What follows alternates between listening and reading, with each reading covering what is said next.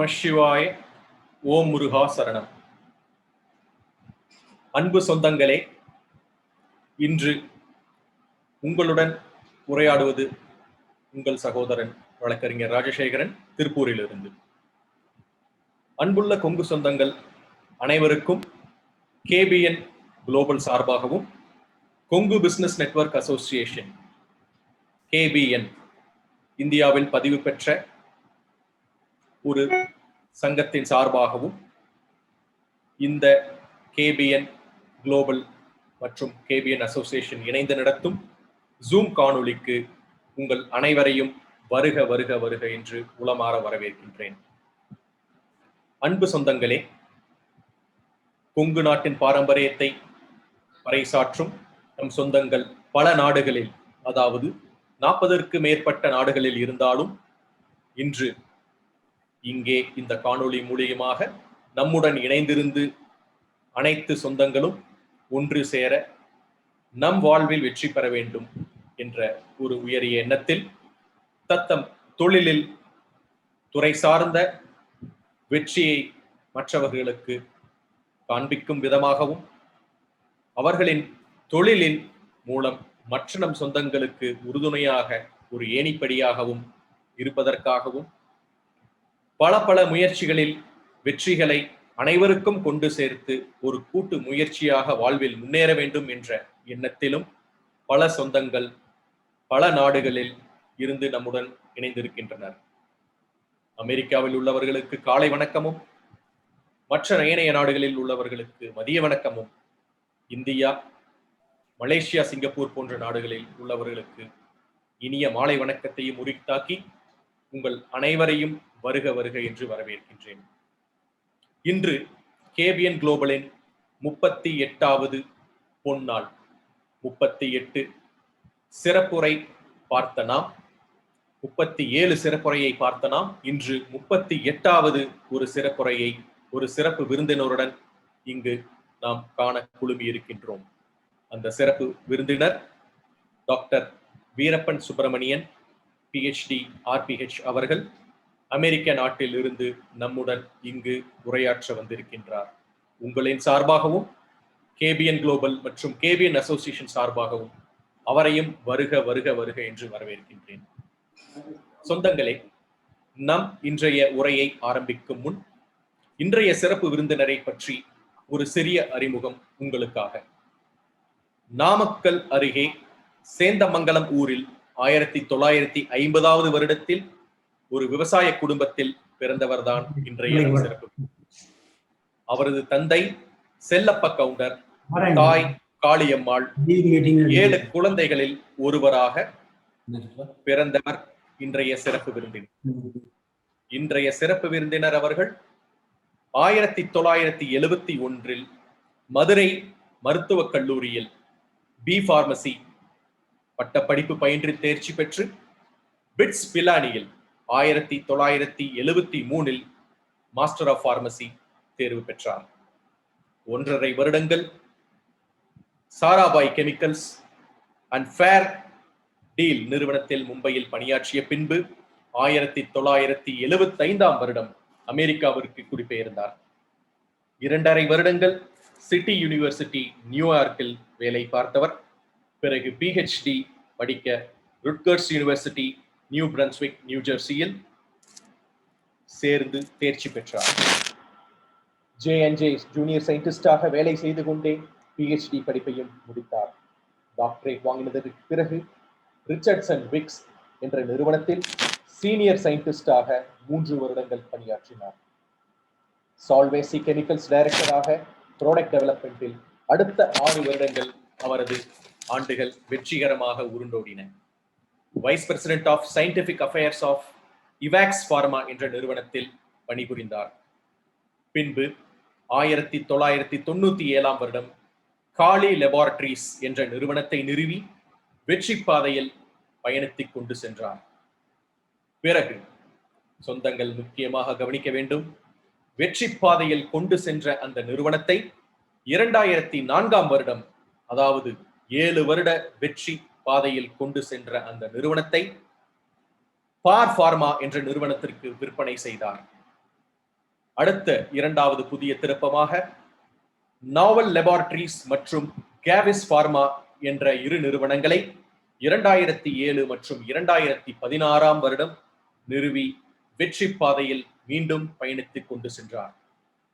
பயணித்துக் கொண்டு சென்றவர் மற்றொரு திருப்பு முனையாக லூபின் பார்மசூட்டிகல்ஸ் என்ற நிறுவனத்திற்கு அந்த நிறுவனத்தை விற்றார்.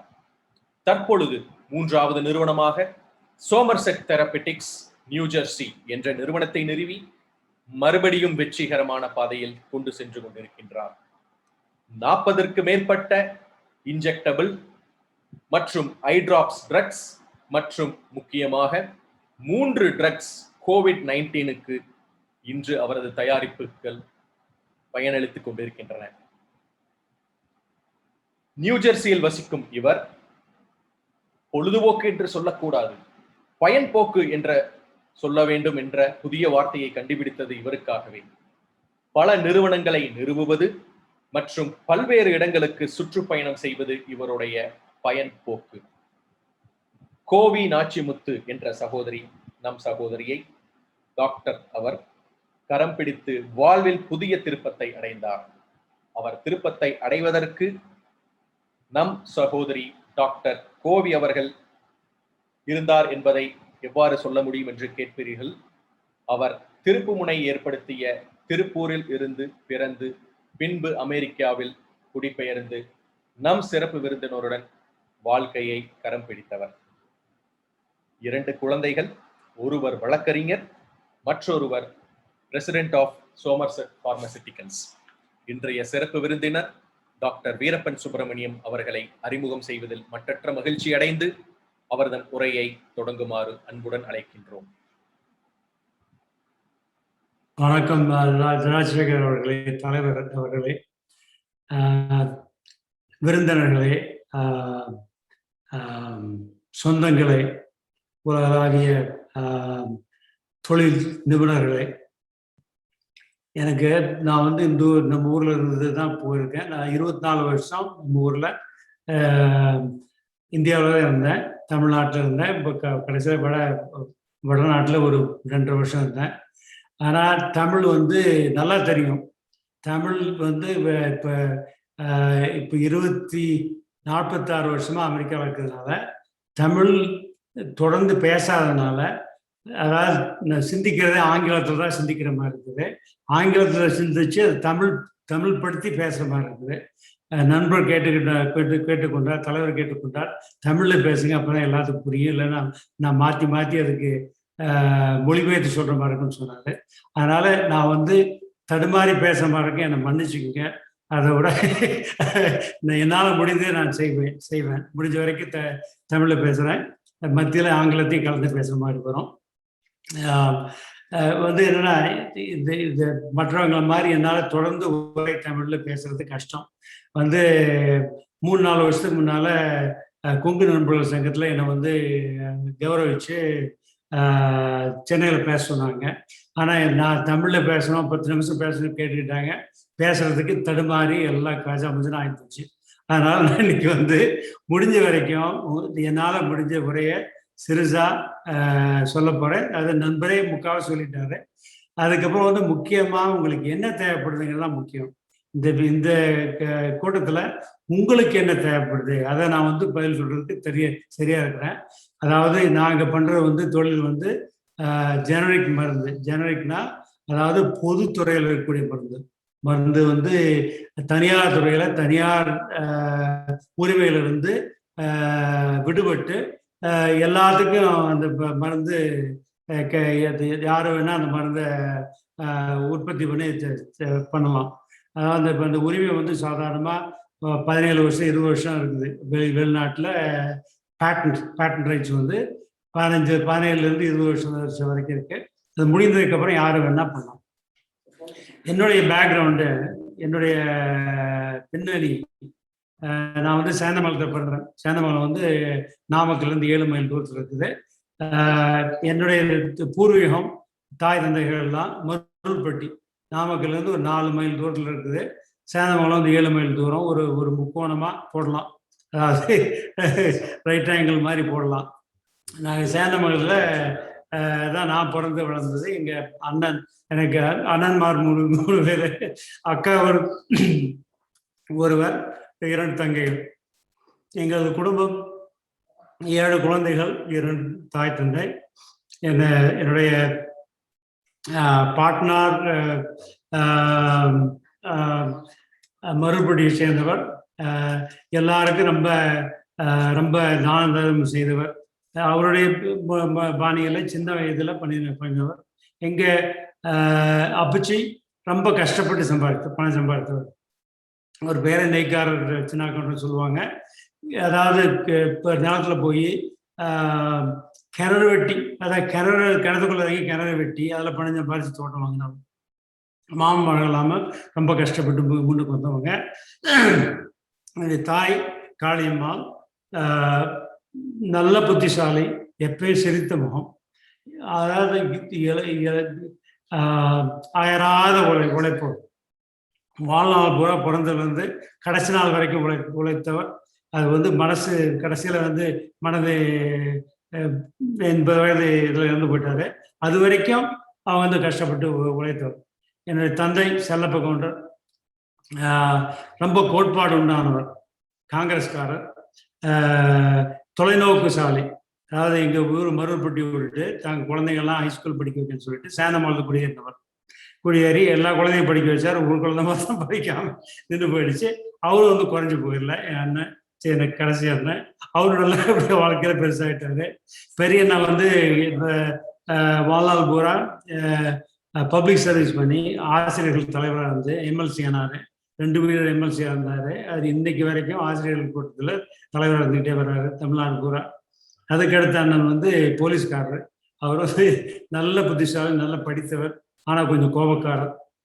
அவர் நல்ல சர்வீஸ் பண்ணிட்டு இப்போ அவர் ரிட்டையர் ஆகிட்டாரு. 3வது அண்ணன் படிக்கலைனாலும் நல்ல ரியல் எஸ்டேட்லாம் பண்ணி நல்ல நிலைமைக்கு வந்துட்டாரு. அக்கா ரொம்ப திறமைசாலி, ரொம்ப கஷ்டப்பட்டு உழைக்கிறவங்க, வாழ்நாள் போல உழைத்தவங்க. தாய்க்கு அடுத்து 2வது தாய் என் குடும்பத்துக்கு. என்ன முன்னாத கொண்டு வந்தது என் அக்கா. 12 வயசுல, எனக்கு 12 வயசு இருக்கும்போது கல்யாணம் போயிட்டாங்க. அதுக்கப்புறம் 2 தங்கைகள். நான் 7 பேரும் அதிகமாக செலவு செய்ய பணம்லாம் இருக்காது. எந்த பணமும் இருக்காது. ஒரு மிட்டாய் கூட வாங்க முடியாது. அந்த மாதிரி நிலைமை காலம். ஆனால் குழந்தைங்களுக்கு சாப்பாடு மாதிரி எந்த குறைவும் இருக்காது. 100க்கு 100 எவ்வளோ சாப்பிட முடியும் அவ்வளோ சாப்பாடாக கொடுப்பாங்க. எங்கள் அப்பா 3 ஏக்கர் நிலத்தை வாங்கி அதில் கஷ்டப்பட்டு, அதுதான் அவருடைய மெயின் சம்பாதனை. அம்மா மிளகாய் தொழில், டோட்டலாக வாங்கி ரீட்டைல் வைப்பாங்க. அதாவது இதில் மொத்தம் சாக்காக வாங்கி சந்தையில் விற்று பணம் சம்பாதிச்சு குடும்பத்தை காப்பாற்றினாங்க. அண்ணன்மார்கள்லாம் கஷ்டப்பட்டு ஒருத்தருக்கு கஷ்டப்பட்டு நாங்கள் முன்னுக்கு வந்தோம். முதல்ல சேந்தமங்கலம் படிக்கும்போது, சேந்தமங்கலத்தில் இருக்கும்போது எனக்கு அந்தளவுக்கு ஒன்றும் உலக விவரம்லாம் தெரியாது. சேந்தமங்கலத்தை விட்டு மதுரை மெடிக்கல் காலேஜுக்கு போனேன். அதாவது ஃபார்மசிஸ்ட். ஏன் ஃபார்மசிஸ்ட் ஆனேன்னா, எனக்கு வேற மெடிக்கல் காலேஜ் போகிறதுக்கு ஆசைப்பட்டோம். எங்களுக்கு வாய்ப்பு இல்லை. நல்லா படிச்சிருந்தாலும் வாய்ப்பு இல்லை. எங்களுக்கு யாரும் அதில் கொண்டு போய் சேர்த்துறதுக்கு அந்த அளவுக்கு பொலிட்டிக்கல் இன்ஃப்ளூயன்ஸ் இல்லாதனால ஃபார்மசியில் போய் சேர்ந்தோம். அது ஃபார்மசியில் சேர்ந்ததுனால தான் இன்னைக்கு நான் முன்னுக்கு வர முடிஞ்சது. எதுக்கு சொல்கிறேன்னா, ஜனங்களுக்கு, நண்பர்களுக்கு எந்த தொழிலை செய்கிறாங்கிறது முக்கியம் இல்லை. என்னை விட ரொம்ப முக்கியமாக டாக்டர் ஆனவங்கெல்லாம் அவங்கள விட நாங்கள் முன்னுக்கு வர முடிந்தது. அன்னைக்கு ஃபார்மசி பள்ளிக்கூடத்தை படிக்கும்போது நம்மளை ரொம்ப கீழே பார்த்தவங்களாம் இன்னைக்கு அவங்கள விட நம்ம முன் வந்துட்டோம். அப்புறம் Madurai medical college B pharmacy படித்து பிட்ஸ் பிலானியில் போய் மாஸ்டர் படித்தோம். இன்னைக்கு பிட்ஸ் பிலானின்னா உலகளாவிய பெரிய பல்கலைக்கழகம், எல்லா இடத்துலையும் இருக்குது. ஆனால் பிட்ஸ் பிலானில் முடிச்சுட்டு அதுக்கப்புறம் எங்கள் விசா வாங்கிட்டு அமெரிக்கா வந்தோம். அப்போல்லாம் விசா டைரெக்டாக அமெரிக்காவில் விசா கொடுத்தாங்க. விசா கொடுக்கும்போது விசா வாங்கியாச்சு. ஆனால் விசா அமெரிக்கா வரும்போது திடீர்னு இங்கே நிக்சன் உங்களுக்கு தெரியும், பிரசிடென்ட் நிக்சன், அவரை வெளியேற்றிட்டாங்க. வெளியேற்றினால இங்கே கடுமையாகி போயிடுது. முதல்ல அஃபிடேவிட் சப்போர்ட் கொடுத்தவங்க வரவேணாம் தம்பி, இப்போ எல்லாம் கஷ்டமாக இருக்குட்டாங்க. ஆனால் அந்நேரம் எனக்கு தெரிந்த மனித கடவுள் ஒருத்தர் வந்தார் நாமக்கலுக்கு. அவர் பேர் கந்தசாமி. போய் பார்த்தோம். பார்த்த உடனே வாப்பா நான் என்ன வேணா பண்றேன்ப்பா, நீ வாப்பா, நீ வந்து சேரப்பா, நீ வந்து வந்து இப்ப வந்து நம்ம பையன் போய் நீ பிளான் எல்லாம் போய் படிச்சிருக்க, ரொம்ப ஆசையா சந்தோஷமா இருக்குப்பா, நீ வாப்பான்னு சொல்லிட்டேன். அதனால வந்து இவருக்கு வந்தா வீட்டுக்கு கூட்டு போனாரு, கூட்டு போய் ஒரு வாரம் வச்சிருந்து அப்புறம் அனுப்பிச்சு விட்டாரு. இதுல வேடிக்கை என்னன்னா, எலிச்சவாத்தனமா அந்த அளவுக்கு நமக்கு இருக்கு மூளையை பாருங்க. $8 வந்து கவர்மெண்ட்ல கொடுக்குறான், அமெரிக்கன் கவர்மெண்ட் அலோவ் பண்றான். $8 மாத்திரம் காசு வாங்கிட்டு ஒரு சூட்கேஸ் எடுத்து அமெரிக்கா வந்து அமெரிக்கா வந்துட்டு எங்க போறது, காசுக்கு என்ன பண்றது? அப்போ வந்து பணம் கட்டினதா ஒரு $1000 வரைக்கும் வாங்கியிருக்கலாம். அதெல்லாம் மனசுலயே இல்லை, வந்து நின்னாச்சு. டிக்கெட் வர்ற ஏர்லைன் டிக்கெட்டையும் பாரோ பண்ணிக்கிட்டு, அதாவது கடன் வாங்கி சொல்லி ஏர்லைனு கடன் சொல்லி டிக்கெட் வாங்கிட்டு வந்து சேர்ப்போம். வந்து சேர்ந்ததுக்கப்புறம் அப்புறம் நியூயார்க் போனோம். அவங்க வந்து ஒரு வாரம் கழித்து நியூயார்க்ல போய் வேலை தேடணும். வேலையை பிடிச்சோம். அப்புறம் பணத்தையெல்லாம் நண்பர்களுக்காக கொடுத்து ஒரு $500 நண்பர்கள் கடன் கொடுத்தாங்க. எங்கள் அண்ணனுடைய நண்பர்கள்லாம் கடன் கொடுத்தாங்க, போய் பண்ணோம். அப்புறம் ஒரு 2.5 வருஷம் அந்த வேலை இந்த வேலை தேடிட்டு வேலை பண்ணிட்டு இருந்தோம். நியூயார்க் ஒர்க் பண்ணோம். அதே சமயத்தில் ஃபார்மசி லைசன்ஸ் வாங்கினோம். ஃபார்மசி லைசன்ஸ் வாங்கினதுக்கப்புறம் பார்த்தா, ஃபார்மசி லைசன்ஸில் போய் ஃபார்மசிஸ்ட் வேலை பார்க்கலாம்னா சொன்னாங்க, வந்து நீ ஃபார்மசிஸ்ட் வேலை பார்த்தா வயசு தான் அவங்களுக்கு, வேற எங்கேயும் போக மாட்டேன் அப்படின்னு சொன்னாங்க. நான் வயசாகிறதுக்கு வேண்டிய மாதிரி கவலை, அதனால ஏதாவது மேலே படிக்கணும்னு சொல்லிட்டு ரெட்கர்ஸ் யூனிவர்சிட்டியில் பக்கத்துலேயே இருக்குது, ஒரு 30 மைல் தூரம் 35 மைல் தூரத்தில் போய் ப்ரொஃபஸரை பார்த்த உடனே வந்து சேர்ந்துக்கன்னு சொல்லிட்டாரு, அசிஸ்டன்ஷிப் கொடுத்துட்டாரு. அதுக்கப்புறம் நான் வந்து பிட்ஸ் பிளான படித்த பெரிய இன்ஸ்டியூஷன் படிச்சு சொல்லிட்டு என்னை வந்து ஒரு பேச்சு கொடுக்க சொன்னாங்க. நான் படித்தாங்க பிட்ஸ் பிளானில் பண்ண ரிசர்ச்சை பற்றி பேசுங்க அப்படின்னு சொன்னாங்க. ரிசர்ச் பண்ணி பேசுவோன்னு 1 மணி நேரம் பேச்சில் என்னை அப்படியே தரைமட்டமாக்கிட்டாங்க. அது நம்ம ஊருடைய எஜுகேஷன் பிட்ஸ் பிளானியே தரைமட்டமாக்கிச்சு. பண்ண ரிசர்ச்சுக்கு வந்து அர்த்தம் இல்லைங்கிற மாதிரி. ஏன்னா இவங்களுடைய அண்டர்ஸ்டாண்டிங், இவங்களுடைய ஆழ்ந்த அறிவுங்கிறது ரொம்ப முக்கியமானது. அமெரிக்கனுடைய எஜுகேஷனுடைய குவாலிட்டியை பற்றி சொல்றேன். இதுதான் வந்து இந்திய எஜுகேஷனுக்கு அமெரிக்க எஜுகேஷன். இந்தியாவில் வந்து நம்ம என்ன பண்றோம், நல்லா உருவடிச்சுட்டு போய் அதை எழுத தீர்ந்து போச்சு. எவ்வளோ பெருசு எவ்வளோ நீளமாக எழுதணும் தான் கணக்குடைய. அமெரிக்காவை பொறுத்த வரைக்கும் நேருக்கு நேரு கரெக்டாக பாயிண்ட் சொல்லும். அது இல்லாமல் என்னென்ன நீங்கள் படிக்கிறீங்களோ அதை அப்படியே ப்ராக்டிஸ் பண்ணணும். ப்ராக்டிஸ் பண்ணி இது என்ன பண்ணாலும் அதை வந்து ப்ராக்டிஸ் பண்ணி சொல்லுவாங்க. அதுக்கு எக்ஸாம்பிள் போட்டு அதுக்கு ஒரு உதாரணம் கொடுத்து கவனிங்க சொல்லி காமிங்கன்னு சொல்லி காமிப்பாங்க. அதுதான் முக்கியமான வித்தியாசம் இந்திய படிப்புக்கு அமெரிக்க படிப்பு. அதுக்கப்புறம் அமெரிக்க படிப்பு முடித்தோம். படிக்கும் போதே அது வரைக்கும் கொஞ்சம் தடுமாறிக்கிட்டு இருந்தோம். அமெரிக்கா படிக்கும் போதே ஆனால் நமக்கு வந்து முக்கியமான ஒரு விஷயம் என்னன்னா, எங்கள் அம்மா சொல்லுவாங்க, எங்கள் அம்மா என்னுடைய முன்னேற்றத்துக்கு முக்கியமான ஒன்று என்னுடைய தாய். கண்ணு பார்த்தா கை செய்யும். அவங்க சொல்லுவாங்க, கண்ணு பார்த்தா கை செய்யுங்க. அதாவது எது நம்ம கண்ணில் பார்த்தோம் அதை அப்படியே ரிப்பீட் சொல்ல முடியும். அதுதான் அவங்களுடைய கோட்பாடு. அது அதே மாதிரி எங்கே இருந்தாலும் அதை ரெண்டாவது கஷ்டப்பட்டு வேலை செய்யணும். நான் ஸ்கூலில் படிக்கும்போது பிஹெச்டி படிக்கும்போது 3 வருஷத்துல ஞாயிற்றுக்கிழமை 6லேருந்து 10 மணி வரைக்கும் தான் ஃப்ரீ டைம். மற்ற நேரமெல்லாம் காலையில் 7 மணிலேருந்து ராத்திரி 10 மணி வரைக்கும் வேலை செய்யணும். ஏதாவது ஒன்றா ரிசர்ச்சு, இல்லைன்னா இது போய் சொல்லிக் கொடுக்குறது பசங்களுக்கு, இல்லைன்னா ஜான்சன்ல அதே சமயத்தில் வேலை செய்வேன், சயின்டிஸ்டாக வேலை செய்வேன், இல்லைன்னா ஃபார்மசிஸ்டாக வேலை செய்வேன், இந்த மாதிரி. ஆனால் ஒன்றுனா அதனால் வந்து பணத்துக்கு என்றைக்கும் குறைவில்லை. என்றைக்கு வந்து இப்போ பிஹெச்டி படிக்க ஆரம்பிச்சோம் அன்னையிலேருந்து பணத்துக்கு குறைவில்லை. அதுக்கப்புறம் வாழ்நாள் பூரா இதுக்கு மத்தியில் வந்து கல்யாணம் பண்ணிட்டோம். 79 போய் கல்யாணம் பண்ணிட்டோம். கல்யாணம் பண்ணும்போது அதுவும் ஒரு பிளானிங் தான். அதாவது வந்து ஒரு டாக்டர் கல்யாணம் பண்ணா, அப்போ எல்லாம் டாக்டருக்கு ரொம்ப மதிப்பு உண்டு. இங்கே அவங்க கல்யாணம் பண்ணி வரதுக்குள்ள மதிப்பு குறைஞ்சி போச்சு. இருந்தாலும் டாக்டர் கல்யாணம் பண்ணா அவங்களும் ஒரு பார்ட்னர், வாழ்க்கையில பார்ட்னர். நம்ம பார்ட்னர் வந்து அவங்க நல்லா அவங்களும் ஏர்ன் பண்ண முடிஞ்சா அவங்க 2 பேரும் சேர்ந்து பண்ணலாம் அப்படிங்கிற மாதிரி டாக்டர் போய் கல்யாணம் பண்ணி வந்தோம். வந்து ஒரே வருஷத்துல என்னுடைய மகள் அணு குழந்தை பிறந்தது. அதே மாதிரி டாக்டர் அம்மாவும் பரீட்சையெல்லாம் பாஸ் பண்ணிட்டாங்க, ஒரே வருஷத்துல பாஸ் பண்ணிட்டாங்க. அப்புறம் நாங்கள் வந்துட்டு என் மனைவியும் குழந்தையும் 2 பேருமே வந்து 80ல் வந்து 2 பேரும் என் லேபில் வந்து நான் வந்து ரிசர்ச் பண்ணும்போது அவங்க வந்து என் மனைவி வந்து எழுதி கொடுப்பாங்க. நான் என்னென்ன இப்போ கிராஃப் போடுறோம் அதை கிராஃப் பண்ணி கொடுப்பாங்க. அதே மாதிரி பார்ட்னர்னா டேபிள்லேருந்து பார்ட்னர், அன்னையிலேருந்து இன்னைக்கு வரைக்கும் பார்ட்னர். என்னுடைய வெற்றிக்கு முக்கியமான காரணம் 2 பெண்மணிகள், என் தாய் வழிகாட்டியவர்கள், மனைவி. நான் என்னெல்லாம் தப்பு பண்றோமோ அதை நேர் பண்ற மனைவி. எங்கெங்கெல்லாம் விட்டுட்டு ஓடியாரமோ, எங்கெங்கெல்லாம் வந்து எது இப்போ அதை போட்டு போகிறோமோ, நம்ம பெரிய லெவலில் மேலே பார்த்துட்டே போவோம். அந்தம்மா கீழே பொறுக்கிட்டே வருவாங்க. எங்கெங்கெல்லாம் விட்டு போகிறோமோ பொறுக்கிட்டே வருவாங்க. அது வந்து combination. Partner is very important. Life partner is very important. முக்கியமாக நீங்கள் தொழில் ஜெயிக்கணும்னா அதே மாதிரி தைரியம் கொடுக்கறதுக்கு மனைவி வேண்டும். எங்கெங்கெல்லாம் நமக்கு வந்து தடுமாறுறோமோ அப்போ வந்து அட்வைஸ் கரெக்டாக வரும். அது திருப்பூர்லேருந்து வந்ததுனால, தொழில் ஜனங்களோடு இருந்து வந்ததுனால அந்த அட்வைஸ் கரெக்டாக வரும். நமக்கு தொழில் தெரியாது, ஒன்றும் தெரியாது. ஏதோ நம்ம ஒன்று முக்கியமானது, எல்லா உங்க கவுண்டர்களும் அதாவது நகரத்திலேயே பிறந்தவங்களை தவிர மற்ற எல்லாத்துக்கும் எல்லாம் தொழில் தெரியும். ஏன்னா தோட்டம்ங்கிறது தொழில். தோட்டத்தில் வந்து ஆள் வச்சு நம்மளா போய் வேலை செய்யறோம், உற்பத்தி பண்றோம். அடுத்து வந்து ஆள் வச்சு வேலை செய்யறோம். அதனால அந்த தொழில் நமக்கு நேரடியாக தெரியுது. அதில் முக்கியமானதுன்னா நம்ம பண்ணுற தொழிலெல்லாம் ரொம்ப கஷ்டப்பட்டு பண்ணக்கூடிய தொழில்கள்.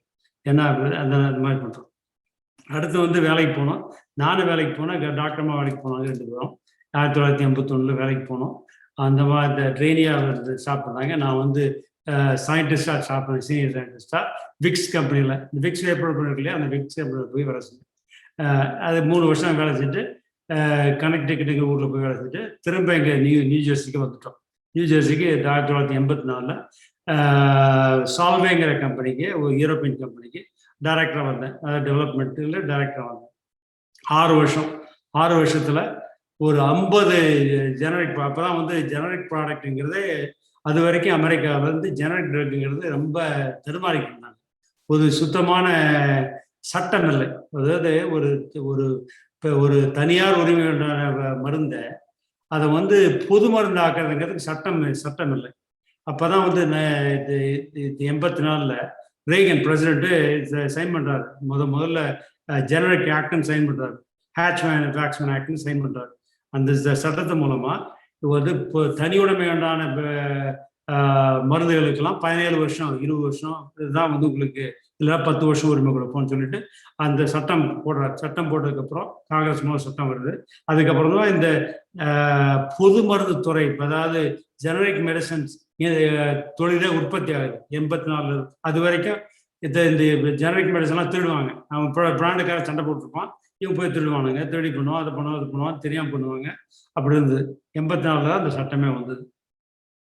84 கரெக்டாக அதே வருஷம் வந்து ஜெனரிக் இண்டஸ்ட்ரி சால்வேல வந்து ஜாயின் பண்ணேன். முதல் ஜெனரிக் கம்பெனி. அப்போ வந்து இந்த கம்பெனி ஜெர்மனியில் வந்து ஜெர்மனி தலைவர் ஹான்ஸ் ராய்டர்னு சொல்லி தலைவர். அவர் என்ன பண்ணுறாருன்னா, நல்ல ஒரு சயின்டிஸ்ட், எல்லாம் நல்லா கரெக்டாக திறமை வாழ்ந்தவரை ஒரு 10-15 வருடங்கள் 15 வருஷம் எக்ஸ்பீரியன்ஸ் உண்டானவர். அவர்கிட்ட நல்லா கற்றுக்கிட்டும் போது அதே சமயத்தில் மற்ற இண்டஸ்ட்ரி அசோசியேஷன்லாம் என்ன அனுப்புவாங்க. அதாவது இந்த கம்பெனி ரெப்ரசன்ட் பண்ணி நாடு பூரா இருக்கக்கூடிய கம்பெனி, ஜெனரிக் கம்பெனி எல்லாம் ஒன்றா அசோசியேஷன் வச்சுருக்காங்க. அதுக்கு நான் கம்பெனி ரெப்ரசன்ட் பண்ணி போய் உட்காருவேன். அது மூலமாக எனக்கு நிறைய கான்ட்ராக்ட் கிடைச்சிது. அதாவது USFDA, அதாவது ஃபுட் அண்ட் ட்ரக் அட்மினிஸ்ட்ரேஷன்லாம் வருவாங்க, பேசுவாங்க. அவங்க கமிட்டியெல்லாம் நாங்களும் உட்காருவோம். அந்த மாதிரி எங்களுக்கு வாய்ப்பு கிடைச்சிது. அதில் வந்து அந்த 6 வருஷத்தில் ஒரு 60 புது ஜெனரிக் மருந்துகளை வெளியிட்டோம், டெவலப் பண்ணி வெளியிட்டோம். அதுக்கப்புறம் 90 அந்த கம்பெனி விற்று போச்சு. 90 இன்னொரு கம்பெனிக்கு போச்சாங்க. இது வந்து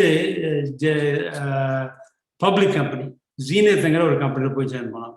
வித் ஜீனியத்துங்கிற கம்பெனியில் ஒரு 5 தலைவர்கள், பிரசிடென்ட்டு, அதுக்கப்புறம் சேல்ஸ் லேடி, அப்புறம் ப்ரொடக்ஷன் பீப்புளெலாம் ஒரு 5 பேர் வந்து சேர்ந்து அந்த கம்பெனி வந்து பேங்க்ரப்சியில் இருந்து திவாவா வந்து எடுத்து ஒரு $9 மில்லியன் வந்து மூலதனமாக வச்சு அவங்க வந்து ஆரம்பித்து அந்த கம்பெனியை 5 வருஷத்தில் $650 மில்லியன் விற்றோம். நான் வந்து அந்த கம்பெனியில் வைஸ் பிரசிடெண்ட்டாக ரிசர்ச்சுக்கு போனேன். ரிசர்ச் வைஸ் பிரசிடெண்ட்டாக போகும்போது அங்கேயும் ஒரு 60 ப்ராடக்ட் வந்து ஒரு கம்பெனி எப்படி உற்பத்தி ஆக்குறது. கம்பெனியுடைய சேல்ஸ் வந்து இப்போ வந்து 18 மில்லியன் நான் போகும்போது, அது வந்து நான் வெளியே வரும்போது கம்பெனி விற்கும் போது 400 மில்லியன் ஆயிடுச்சு சேல்ஸ். இது எப்படி இப்போ உண்டு பண்ணுறது? புது மருந்துகள் லான்ச் பண்ணுற மூலமாக தான் நீங்கள் பண்ண முடியும். அதை வந்து ரொம்ப சக்ஸஸ்ஃபுல்லாக பண்ணதுனால அவங்களால பண்ண முடியுது. அதே மாதிரி சந்தையில் போய் விற்கிறதுக்கு தைரியம் வேணும். அதே மாதிரி டெவலப் பண்ணுறதுக்கு தைரியம் வேணும். அதுக்கு வந்து பணம் வேணும். அவங்க பணம் 9 மில்லியன் தான் கொண்டு வந்தாங்க. அதை வந்து நாங்கள் அந்த 690 மில்லியன் திரும்ப கொடுத்தோம் இந்த இன்வெஸ்டருக்கு. அந்த கம்பெனியில் இப்போ இருந்தனால அவங்க வந்து எனக்கு ஒரு $2 மில்லியன் ஸ்டாக் ஆப்ஷன் கொடுத்துருந்தாங்க. அது இப்போ வரியெல்லாம் கட்டி போகும்போது $1 மில்லியன் வந்தது. இரண்டாவது வந்து நான் ஏன் இப்போ வந்து எப்படி என்னுடைய தொழில் அல்லது என்னுடைய எப்படி பணம் சம்பாதிக்கணும்னு ஆசை வந்து சின்ன வயசுல கஷ்டப்பட்டதுனால என்னுடைய ஒரே ஒரு கோட்பாடு, வாழ்க்கையான கோட்பாடு, வறுமையை ஒழிக்க வேண்டும். என்னுடைய சொந்த வீட்டினுடைய வறுமையை ஒழிக்க வேண்டும். அதே ஒரு கோட்பாடு. என்ன பண்ணாலும் வறுமை ஒழிக்க வேண்டும். இன்னைக்கு மாத்திரம் இல்லை, அடுத்து வரக்கூடிய சந்ததிகளுடைய ஜெனரேஷன் பூரா ஒழிக்கும். அப்படிதான் ஆரம்பிச்சேன். அமெரிக்கா வந்தபோது என்னுடைய நினைப்புன்னா ஒரு $1 லட்சம் சம்பாதிச்சு ஊருக்கு போயிடலாம். ஒரு 5-6 வருஷம் ஊருக்கு ஒரு 10 வருஷம் போயிடலான்னு தான் வந்தேன். ஆனால் $1 லட்சம் சம்பாதிச்சேன், $1 மில்லியன் சம்பாதிச்சேன், $100 மில்லியன் சம்பாதிச்சேன். இன்னைக்கு $1 பில்லியன் மேலே இருக்குது பேங்க் அக்கௌண்ட்டு. இருந்தாலும் நான் உட்காந்துருக்காங்க போகணும் ஆசையில். அமெரிக்க வாழ்க்கையிலேயே ஆயிட்டோம். அதுக்கப்புறம் 85 மகன் பிறந்தான். மகன் வந்து இளங்கோ, நல்ல பையன். அவன் வந்து இன்னைக்கு கூட தொழில் இருந்து கூட பண்ணுறான். அப்புறம் வந்து தொழில் ஆரம்பிக்கும் போது 96 நான் வந்து எக்ஸிக்யூட்டிவாக முடிச்சுட்டு கம்பெனி விற்றதுக்கப்புறம் 96 வைஸ் பிரசிடென்ட் இருந்துட்டு ரிட்டையர்மெண்ட் ஆகிட்டேன். 46 வயசுல. நான் 1950 பிறந்தவன். 46 ஓய்வு பெற்று விட்டேன். ஏன்னா குழந்தைகளுக்கெல்லாம் பார்க்க முடியலன்னு சொல்லிட்டு, இத்தனை நாள் நம்ம குழந்தைகளே பார்க்கலன்னு சொல்லிட்டு ஓய்வு பெற்று விட்டேன். ஓய்வு பெற்றுட்டு வீட்டில் வந்து உட்காந்தா ஒரு நாள் என் மகன் கேட்டான், அப்பா நீங்கள் வந்து வேலைக்கு போகலான்னு கேட்டான். ஒரு வருஷம் 11 வயசு, ஒரு வாரம் வெயிட் பண்ணி பார்த்தா கேட்டாப்பா நீங்கள் வேலைக்கு போகலான்னு. இல்லைப்பா நான் வேலைக்கு போகிறப்பா, நமக்கு இப்போ பேங்க்ல பணம் இருக்குது, $7 மில்லியன் இருக்குது, அம்மா வேலைக்கு போகிறாங்க அப்படின்னு நான் சொன்னான். அது வந்து அம்மா வேலைக்கு போகிறது மார்கேஜ் பணம் கட்டுறாங்கப்பா, நீங்கள் வேலைக்கு போறியா? பார்வை வயசு பையனுக்கு தெரியுது நீங்க வேலைக்கு போறீங்கன்னா கேட்குறோம். அப்புறம் வந்துட்டு அப்புறம் வந்து இன்னொரு 6 மாசத்துல இன்னொரு பார்த்தா அப்புறம் வந்து ஒரு நண்பர் கூப்பிட்டாங்க. கம்பெனியில் கூட இருந்த கலீக் வந்து கூப்பிட்டாங்க. பக்கத்தையே இன்னொரு கம்பெனியில் ஒர்க் பண்ண வந்ததுன்னம்மா, அது வந்து எங்களுக்கு ஹெல்ப் பண்ண வேற பண்ண கூப்பிட்டாங்க. போனோம். ஒரு கன்சல்டண்ட்டாக போயிட்டு, இல்லைம்மா நான் ஹெல்ப் பண்ணுறதுன்னா நான் வந்து நானே கம்பெனி ஆரம்பிச்சு உனக்கு ஹெல்ப் பண்ணுன்னு சொல்லிட்டு கம்பெனி அப்போ தான் ஆரம்பித்தோம். முதல்ல நான் கம்பெனிங்கிறது கம்பெனி ஆரம்பிக்கணும்னு நினைப்பே இல்லை. நமக்கு தெரிஞ்ச கலை வந்து அப்போ ஒரு மருந்து தயாரிக்க முடியும், மருந்தை உருவாக்க முடியும். உருவாக்குறதுனா அது வந்து முதல்ல ஃபார்முலேஷன் பண்ணி எல்லாம் கொண்டு வந்து பண்ணி, அதுக்கப்புறம் வந்து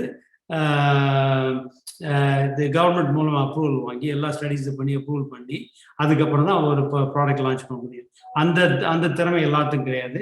ஒரு சில பேர் தான் இந்த எங்களுடைய துறையில் முக்கியமாக பண்ண முடியுது. எங்களுடைய புது மருந்து துறையில முக்கியமா ரொம்ப டாப் லெவலில் வந்தவன் நான் ஒருத்தன். அதனால என்ன பண்ணாங்க, சேர்ந்து பண்ணணும். ஒரு $4 மில்லியன் கான்ட்ராக்ட், ஒண்ணுமே இல்லை, போய் பேசுறதுக்கு $4 மில்லியன் கான்ட்ராக்ட் கொடுத்தாங்க. கொடுத்துட்டு ஆனால் 8 மாசத்துல அவங்க எனக்கு பணம் இதுக்கு மேலே பே பண்ண முடியாது, நீங்க போட்டாங்க. ஆரம்பிச்சோம். ரொம்ப சந்தோஷமா போய் ஆரம்பிச்சுட்டு சீக்கிரமாவே அடிபட்டு போயிட்டோம். அதுக்கப்புறம் முன்னுக்கு போறதுக்கு வாய்ப்பு இல்லை. அப்புறம் தனியாக கம்பெனி வேற பக்கம் மூவ் பண்ணி ஒரு 6 பேர் சயின்டிஸ்ட் இருந்தாங்க. அவங்கள கூட்டு போய் வேற ஒரு பில்டிங் ஆரம்பிச்சதோட ஒரு $8 லட்சம் வரைக்கும் பே பண்ணிட்டாங்க. பே பண்ணி நீங்கள் போங்கட்டாங்க. அப்போ நாங்களாம் போய் ஆரம்பிச்சு அப்புறம் ஊரு பூரா போய் யாசிச்சோம். ஏன் யாசிச்சோம்னா எனக்கு எல்லா பிரசிடென்ட்டும் தெரியும். நான் கம்பெனி அசோசியேஷன்லாம் வைஸ் பிரசிடென்ட் அந்த போது தெரிஞ்சதுனால அத்தனை பிரசிடென்ட்டும் தெரியும், எல்லா கம்பெனி பிரசிடென்ட்டும் தெரியும். ஒருத்தரே போய் கதவை தட்டினேன், ஐயா எனக்கு கொஞ்சம் பிச்சை போடுங்க ஐயான்னு சொல்லிட்டு கேட்டதுனால வந்து முதல்ல ஒருத்தர் இல்லைன்னாரு. அப்புறம் அவருக்கு வந்து என்னுடைய பழைய பிரசிடென்ட்டு சால்வேல பிரசிடென்ட் பிடிச்சி, ஐயா இவங்ககிட்ட சொல்ல கொடுக்க மாட்டேங்கன்னு சொன்னேன். அவங்க சொன்னதுக்கப்புறம் கொடுத்தாங்க. அவங்க இப்போ சேர்மன் ஆஃப் போர்டு மூலமா முதல்ல ப்ராடக்ட் லைசன்ஸ் வாங்கினோம், அவங்ககிட்ட அவங்க கான்ட்ராக்ட் வாங்கினோம். அதுக்கப்புறம் பல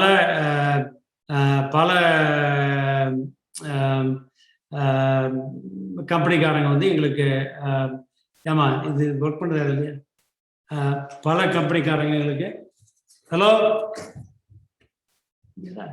அதுக்கப்புறம் பல கம்பெனிக்காரங்க எங்களுக்கு வந்து கான்ட்ராக்ட் கொடுத்தாங்க. 1997 முதல் கம்பெனி ஆரம்பிச்சு காலையில் ஆரம்பிச்சுன்னா ஆரம்பிச்சு 2004க்குள்ள நாங்கள் தான் வந்து இந்த இண்டஸ்ட்ரியில் பயணியர். இதுக்கு முன்னால் வந்து கான்ட்ராக்ட் டெவலப்மெண்ட்டு ஜெனரேட்டர்ல கான்ட்ராக்ட் இங்கே இருப்பான். கான்ட்ராக்ட் டெவலப்மெண்ட்டு இது என்னுடைய அண்ணன் பையன் முரளி கருப்பணன் இருக்கிறான், அவன் தான் ஹெல்ப் பண்ணுறான், டெக்னிக்கல் அசிஸ்டன்ட், மன்னிக்க வேண்டும். அப்புறம் வந்து நாங்கள் வந்து சடன்லி இது வந்து நாங்கள் வந்து எங்களை வந்து எல்லாத்துக்கும் ரொம்ப பிடிச்சது. 12 கம்பெனிகள், ஜெனரிக் கம்பெனிகள் எங்களுக்கு வந்து ட்ரக் பண்ணி கொடுங்க, இதை வந்து டெவலப் பண்ணி கொடுங்கன்னாங்க. 2 வருஷம் நாங்கள் மற்றவங்களுக்கு இப்போ கூட்டு போட சொல்லி கொடுத்தோம், இதை பண்ணணும். அதுக்கப்புறம் இங்கே இருக்கும் அதுக்கப்புறம் வந்துட்டு கூட்டுலாம் கிடையாது, நாங்களாக பண்ணுவோன்றிருக்கு. காலையில் இருந்து நாங்களாக பண்ணுவோன்றிருக்கு. நீங்கள் வந்து அதுக்கப்புறம் மார்க்கெட் பண்ணுங்க, ஆனால் எங்களுக்கு தான் அப்ளிகேஷன் ரைட்ஸ்லாம் எங்களுடைய இதுன்னு சொல்லிட்டு ஆரம்பிச்சதுக்கப்புறம் தான் அப்புறம் 2004 கம்பெனி விற்றுட்டோம். அப்போ வந்து திடீர்னு பார்த்தா இந்தியாவில் வந்து நிறைய கம்பெனிகள், அமெரிக்கா வந்து இந்த துறையவே காலி பண்ணுற மாதிரி தெரிஞ்சுது. ஆனால் பயந்துட்டு கம்பெனி விற்றுட்டோம். முன்பு கம்பெனி சீக்கிரமாக விற்றதுக்கப்புறம் மறுபடியும் வந்து ஒரு வருஷம் டோட்டல் ரிட்டையர்மெண்ட், ரெண்டாவது வந்து ஓய்வெடுத்து ஒரு வருஷமா வீட்டில் உட்காந்துட்டு கம்பெனி விற்றுட்டா என்ன பண்ணுறது? அமெரிக்காக்காரனா என்ன பண்ணுவான்? அமெரிக்காக்காரனா முதல்ல வந்து ஏதாவது ஒரு இளைய வயது மனைவி பிடிப்பான் ஒன்று, ரெண்டாவது வந்து இருக்க மனைவி போச்சு சொல்லிட்டு 2 இளைய மனைவி பிடிப்பான், ரெண்டாவது வந்து ஒரு போட்டு வாங்குவான், இல்லைன்னா ஏர்பிளைன் வாங்குவான், எல்லாம் பண்ணுவான். அதான் நமக்கு எல்லாம் வாய்ப்பு இல்லை, நம்ம வந்து இந்தியாக்காரன். அதனால ஒரு வீடு வாங்கணும், அங்கே ஒரு கார் வாங்கணும். அதான் எங்களுடைய அச்சீவ்மெண்ட்டு. வீடு வாங்கி அந்த வீட்டில் ஒரு வருஷம் வேலை செஞ்சுருந்தேன். அதுக்கப்புறம் வந்துட்டு நண்பர் ஒருத்தர் கூப்பிட்டாங்க, வந்து வேறப்ப நீங்கள் சும்மா இருக்கிறது சரியில்லை, வந்து இதாக ஹெல்ப் பண்ணுங்க. 56 வயசு. இப்போ வந்துட்டு எனக்கு ஹெல்ப் பண்ணுன்னு சொல்லி கேட்டால் ஒரு யூதர் ஒருத்தர் வந்து கேட்டார், நண்பர், வேணால் நண்பர். அவர் வந்து இன்னொரு கம்பெனி இருந்தார். அவரால் அதை நேர் பண்ண முடியாமல் என்ன வந்து கெஞ்சினார். அப்புறம் அவர் கூட போய் சேர்ந்து ஒரு கம்பெனி நாவல் ஆரம்பித்தோம். அவங்க கூட கூட்டு போட்டு 50% போட்டு ஆரம்பித்தோம். அவங்க வந்து 2 பேர் சேர்ந்து $25 மில்லியன் பணம் ரைஸ் பண்ணுற மாதிரி ரைஸ் பண்ணி கொடுத்தேன். என் பேரை வச்சு ரைஸ் பண்ணுறான் $25 மில்லியன் கொடுத்துட்டு $5 மில்லியன் தான் எனக்கு கொடுத்தாரு. நான் $5 மில்லியன் ஒரே வருஷத்துக்கு செலவாகி போச்சு நாவலில். அதுக்கப்புறம் அவர் விட்டு போயிட்டாரு. அதுக்கப்புறம் அவர் பட்டி விட்டு நாங்களாம் ஆரம்பிச்சு நடத்தும் போது அதுக்கு தொடர்ந்து 27 மாதத்துக்கு $27 மில்லியன் நாங்கள் செலவழிக்க மாதம் $1 மில்லியன். பேங்க்ல $110 மில்லியன் கையில் காசு இருந்தாலும் மாதம் $1 மில்லியன் செலவழிக்கும் போது அப்படியே நெஞ்சு துடிக்குது, தடுமாறுது, வயிற்றுல ஓட்டை விழுகுது. அப்படி தடுமாறி முன்னுக்கு வந்து இதுக்கு மத்தியில் வந்து எங்களுடைய கம்பெனியில் கொஞ்சம் ரகலையாக போச்சு. ரகலையானதுனால வந்து மேனேஜ்மெண்ட் டீமை மாற்றணும். மேனேஜ்மெண்ட்டில் இருக்கவங்களாம் மாற்றி வேற 3 வருஷத்துல வேகம் குறைஞ்சி போச்சு. நான் வந்து மகளை கல்யாணம் பண்ணுறது, மற்ற விஷயத்துலாம் நான் வந்து தலையிட்டதுனால என்னுடைய கவனம் குறைஞ்சி போச்சு கம்பெனியில். எதுக்கு சொல்ல வரேன்னா, உடையவன் இல்லைன்னா கம்பெனி சரியா நடக்காது.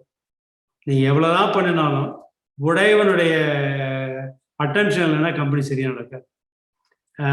சொல்லுவாங்க இல்லையா, உடையவன் போனா 100%, மாணவன் அனுப்பிச்சா 50%, வேலைக்காரன் அனுப்பிச்சா 25 இல்லைன்னா 10% தான் நடக்கும். இதுதான் உண்மை, நான் பார்த்த உண்மை. அதுக்கப்புறம் வந்து 2 வருஷத்துல வந்து மேனேஜ்மெண்ட்டை 3 வருஷத்துல இப்போ கம்பல்சரியாக மாற்றுற மாதிரி வந்து மாற்றினதுக்கப்புறம் இந்த கம்பெனி இது 13 அப்ளிகேஷன் தான் ஃபைல் பண்ணோம் வந்து முதல்ல 3 வருஷத்துல. அதுக்கு அடுத்த 5 வருஷத்துல கம்பெனியில் வந்து 110 அப்ளிகேஷன் ஃபைல் பண்ணோம். பாருங்க, அதாவது கரெக்டாக மேனேஜ்மெண்ட் வந்ததுன்னா எவ்வளோ வேகமாக நடக்குதுன்னு பாருங்க. அதுவும் ரொம்ப கஷ்டமான கடினமான மருந்துகள்லாம் பண்ணிட்டு அப்புறம் வந்து மறுபடியும் வந்து இப்போ வந்து பொது மருந்து துறை, இந்த ஜெனரிக் ட்ரக்ஸ் வந்து ரொம்ப ஹாட்டாக இருக்குது. அப்போ வந்து பேங்க்காரலாம் கூப்பிடுவான். எனக்கு பணம் வந்து 27 மில்லியன் தடுமாறும் போது ஒரு நாயும் எனக்கு கூப்பிடல. அதுக்கப்புறம் இப்போ கம்பெனி நல்லா போனதுக்கப்புறம் ஒரு மாதத்தில் 5 கால் இருக்கும். என் வந்து இப்போ ஃபோனில் மெசேஜ் இருக்கும். நான் மெசேஜ் ரிட்டர்ன் பண்ண மாட்டேன், திரும்ப கூப்பிட மாட்டேன். ஏன்னா எனக்கு பணம் தேவையில்லை. அப்போ கூப்பிடுவாங்க, திரும்ப கூப்பிடுவாங்க. எப்போ உங்களுக்கு பணம் தேவையில்லையோ அப்போ பணம் கூப்பிடுவான், மற்றவங்க கூப்பிடுவாங்க. அன்றைக்கே தெரியும் உங்களுக்கு வந்து நீங்கள் நல்லா பண்ணுறீங்கன்னு. எதிரி வந்து உங்களை வந்து பாராட்டும் போது தான் வந்து நீங்க நல்லா பண்ணீங்கன்னு தெரியும். நண்பர்கள் பாராட்டும் போது இது முக்கியம் இல்லை, எதிரிகள் பாராட்டணும், அன்னைக்கு தான் நீங்க நல்லா பண்ணீங்கன்னு தெரியும். அப்புறம் வந்து இந்த 9 வருஷம் முடிஞ்சதுக்கப்புறம் 2016 அந்த கம்பெனி வித்துட்டோம். 9 வருஷத்துக்கு அப்புறமா நாவல் வித்துட்டோம். வித்துட்டு முக்கியம் இது என்னன்னா, கூட இருக்கக்கூடிய ஜனங்களுக்கு, கூட இருக்க கம்பெனி விற்கும் போது கூட இருக்கக்கூடிய ஜனங்களுக்கும் வந்து நம்ம ஒருத்தன் தான் வந்து கம்பெனியை பெருசா பண்ணணும். நம்ம ஒருவன், நம்ம தான் நம்ம மூளை இருந்தாலும் நம்மளுடைய பிளானிங் இருந்தாலும் கூட அத்தனை பேர் வேலை செய்றாங்க இல்லையா, அது முக்கியம். முதல் கம்பெனியை விற்றும் போது நாங்கள் வந்து ஒரு $2 மில்லியன் 140 $2 மில்லியன் எம்ப்ளாயிஸ்க்கு டேரெக்டாக கேஷை கொடுத்தோம். ஒரு $7 மில்லியன் வந்து ஸ்டாக் ஆப்ஷன் கொடுத்தாங்க வாங்கினவங்க. மொத்தமாக இதுதான் நான் கொடுத்தோம். மொத்தமாக ஒரு 5% சமமான பணம் மற்றவங்களுக்கு ஒன்றா டைரெக்டாக கேஷாகவும் இல்லைன்னா வந்து ஸ்டாக் ஆப்ஷனும் போச்சு. ரெண்டாவது கம்பெனி நாவல் விற்கும் போது $50 மில்லியன் எங்கள் கூட வேலை செஞ்சவங்களாம் கொடுத்தோம். அதெல்லாம் ஒரு சில பேர் அப்படியே அழுதுட்டாங்க. அதாவது சாதாரண ஒரு ஒரு சீனா வந்தம்மா வந்து ஃப்ளோர் கிளீனிங் ஜானட், அதாவது இது பாத்ரூம் கழுவுறவ ஃப்ளோர் அப்படியே அழுதுச்சு. $80,000 கொடுத்தோன்னு அப்படியே அழுதுச்சு பாவம். அதே மாதிரி சேல்ஸ் ஒரு பொண்ணு, இந்த பொண்ணு வந்து வெள்ளக்கார பொண்ணு, ஹைஸ்கூலில் முடிச்சதுக்கப்புறம் அதை செக்ரட்டரி ஹையர் பண்ணணும். அந்த பொண்ணு வந்துட்டு கூடயே வந்து இப்போ முதல் கம்பெனிலேருந்து ஆரம்பிச்சு, காலையிலேருந்து ஆரம்பிச்சு இந்த கம்பெனி வரைக்கும் வந்துச்சு. கடைசியில் சேல்ஸை போட்டோம். அந்த பொண்ணுக்கு வந்து $350,000 கொடுத்தோம். அப்படியே புத்து 10 நிமிஷம் அழுகுது ஆஃபீஸ் உட்காந்து, அவ்வளோ சந்தோஷமா. நாங்கள் கம்பெனி விற்றதுனால ஒரு 100 பேருக்கு மேலே வீடு வாங்கியிருப்பாங்க. ஆல்மோஸ்ட் எவரி சிங்கிள் பர்சன் பாட்ட கார், ஒருத்தர் கார் வாங்கிட்டாங்க.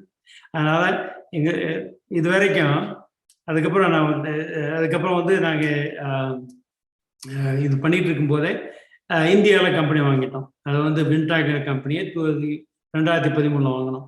எதுக்கு வாங்கினோம்னா, அப்போ வந்து இந்த இன்ஜெக்டபிள், அதாவது ஊசி மருந்துகள், கண்ணு மருந்துகள்லாம் வந்து பண்ணினா வந்து அதுக்கு அடுத்த நிறைய வேல்யூ இருக்குன்னு சொல்லிட்டு சொன்னாங்க. அதனால அங்கே போய் கம்பெனி வாங்கினோம். அது வந்து பொது company, public company, sector company listed company வாங்கினோம். வாங்கிட்டு இந்த லூப்பன்காரங்க நாவல் வாங்கும்போது வாங்க மாட்டேன்னு சொல்லிட்டாங்க. கொடுக்குறோம் கொடுங்க, ஒரு $20 மில்லியன் கொடுக்குறோம். நான் செலவு பண்ண $30 மில்லியன் மேலே செலவு பண்ணுறேன், $20 மில்லியன் கொடுக்குறோம் அப்படின்னாங்க. இல்லைம்மா நீ போமா, நான் பார்த்துக்கிறேன்னு சொல்லி விட்டுட்டேன். அந்த கம்பெனி நிறைய நேற்றைக்கு போன வருஷம் எடுத்து மொத்தமான சேல்ஸ் $100 மில்லியன் மேலே சேல்ஸ். அந்த அம்மா பண்ண உபகாரம் ஒரு வாழ்க்கையில ஒருத்தரும் பண்ணக்கூடிய அபகாரமெல்லாம் நமக்கு உபகாரமாக வந்து முடிஞ்சது. அதாவது நம்ம நண்பர் ஒருத்தர், அதாவது அமெரிக்கா வரதுக்கு முன்னால் வீரமணின்னு நம்ம ஜேம்கரன் இருக்காரு.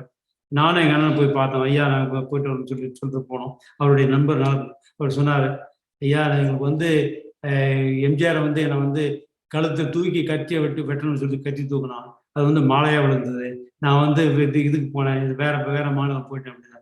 அதே மாதிரி எனக்கு நடந்த வாழ்க்கையில ஒரு கட்டத்துலையும் எவன்லாம் என்னை கழுத்து கத்தி தூக்குனானோ அதெல்லாம் மாலையா விழுந்தது.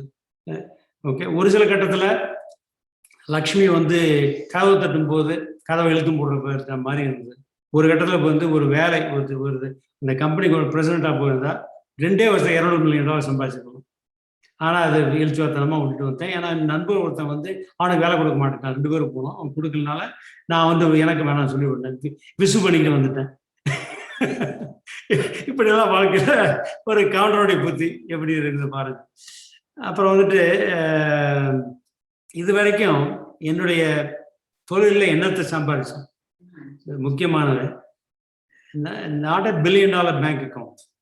$1 பில்லியன் பேங்க் அக்கௌண்ட் இருக்குது, தொழில் இருக்குது அப்படிங்கிறது முக்கியம் இல்லை. என்னத்தை சம்பாதிச்சேன், இது வரைக்கும் நாங்கள் வந்து ஒரு 1000 பேருக்கு மேலே ஆட்களுக்கு வேலை கொடுத்துருக்கோம். ஏதாவது அமெரிக்காவில் வந்து ஒரு 500 பேருக்கு மேலே வேலை கொடுத்தோம். இது இந்தியாவில் வந்து இன்னைக்கு வந்து ஒரு 600 பேருக்கு மேலே வேலை கொடுத்துருக்கோம். ஒன்று, அதாவது ஒரு 1100 குடும்பங்கள் பழைக்கிறதுக்கு வழி பார்த்துருக்குறோம். அடுத்து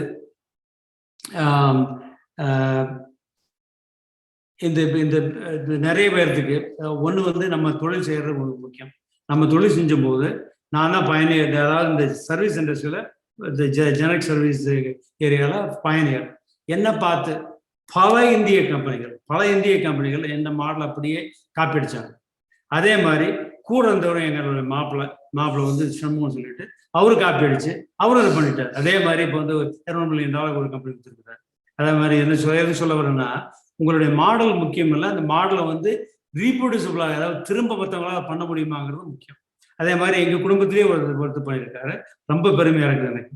என்னுடைய நான் மாத்திரம் பண்ணல, நான் என்னை பின்பற்றி வந்தவங்களும் பண்ணியிருக்கிறாங்க. அதுக்கப்புறம் வந்துட்டு இது வரைக்கும் நாங்கள் வந்து அமெரிக்க ஒருத்தர் பேங்கர்கிட்ட ஒருத்தர் போய் பேசிட்டு போது கேட்டான், வீரப்பன் நீங்கள் வந்து இவரெல்லாம் பண்ணியிருக்கீங்க, இது வரைக்கும் நீங்கள் வந்து சேரிட்டியே பண்ணலையே அப்படின்னா. அதாவது சேரிட்டி பண்ணலன்னா நீங்கள் தானமே கொடுக்கலையா? தானம் இப்போ தான் ஆரம்பிச்சிருக்கிறோம். இது ஒரு 10 வருஷமா ஒரு பள்ளிக்கூடத்துக்கு மெயினாக ஹெல்ப் பண்ணிருந்தோம். நான் சொன்னேன், ஏப்பா நீ வந்து பாரு, இப்போ நம்ம தலைவர் இருக்காரு ட்ரம்ப் வந்து $4 பில்லியன் 10 பில்லியன் ஒரு வருஷத்துல அவர் கட்டின டாக்ஸே $750. நான் இதுவரை கட்டின டாக்ஸ் வந்து $600 மில்லியன் மேல கட்டிருக்கேன். $600 மில்லியன் மேல இந்த கவர்மெண்ட்டுக்கு நான் காசு கட்டிருக்கேன். ஓகே, அது மாத்திரம் இல்லை, என்னுடைய எம்ப்ளாயி டாக்ஸ் எல்லாம் சேர்த்து பார்த்தா அதுல ஒரு $100 மில்லியன் மேல கட்டிருக்கேன். $700 மில்லியன் நான் வந்து தானம் பண்ணிருக்கேன். நினைச்சு பாருங்க, இது வந்து இது யாருக்கு போகுது இந்த பணம்? நம்ம வந்து தனிப்பட்ட மனிதன் பெருசா பண்றோம். தனிப்பட்ட மனிதன் வந்து ஒரு ஐடியா கஷ்டம் எல்லாம் பண்றோம். அதே சமயத்துல கூட இருக்கும் அத்தனை எம்ப்ளாயீஸ். அது இல்லாம யாரு? நம்மளுடைய நாடு, இந்திய நாடு நமக்கு இப்போ முதல்ல பாடம் கற்பிச்சது. பி ஃபார்மசி எம் ஃபார்மசி வரைக்கும் படித்தோம். ஃப்ரீயா படித்தோம், நல்லா படித்தோம். அதுக்கப்புறம் இங்கே ரெகுலர்ஸ் யூனிவர்சிட்டி, நம்மளோட கூட இருந்த ப்ரொஃபஸர்ஸ். அது இல்லாம அதுக்கப்புறம் வந்துட்டு கூட இருந்த நண்பர்கள், கூட இருந்த வேலை இருந்தவங்க. அவங்கள பத்தி பேசணும்னா சொல்ல, எனக்கு பிசினஸ் தொழில் எனக்கு சொல்லிக் கொடுத்தவர் என்னுடைய ஜீனத் லேப்ங்கிறது அந்த ஐவேக்ஸ் கம்பெனியில் என்னுடைய தலைவர் பிரசிடென்ட். ஒரு தடவை பிரசிடென்ட் போட்டு நான் பேசிட்டு இருக்கிறோம். வந்து முதல்ல கஸ்டமரை பார்த்து பேசுவோம். இது வந்து 91 நடக்குது.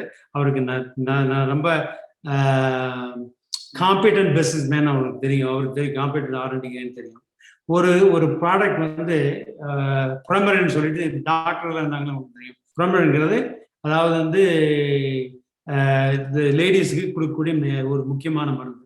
அதாவது மெனப்பாஸுக்குலாம் கொடுக்கக்கூடிய மருந்து. மெனப்பாஸுக்கு கொடுக்கணும். அந்த மருந்தை வந்து ஜெனரலைசைஸ் பண்றதுக்கு 50-60 வருஷமா ஜெனரலைசைஸ் யாருனாலும் பண்ண முடியாது. அதை வந்து பொது துறையில கொண்டு வர முடியாது. நான் வந்து பண்ணிட்டு இருக்கிறேன். இந்த தலைவர் சொல்றாரு, நாட்டுல முக்கியமான கஸ்டமர் வந்திருக்காரு.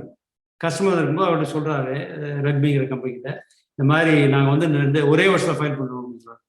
நான் வந்து அப்படியே ஸ்தம்பிச்சு போயிட்டேன். அந்த பக்கம் வந்து என்ன வேற பண்ணிடுவீங்களா அப்படின்னு.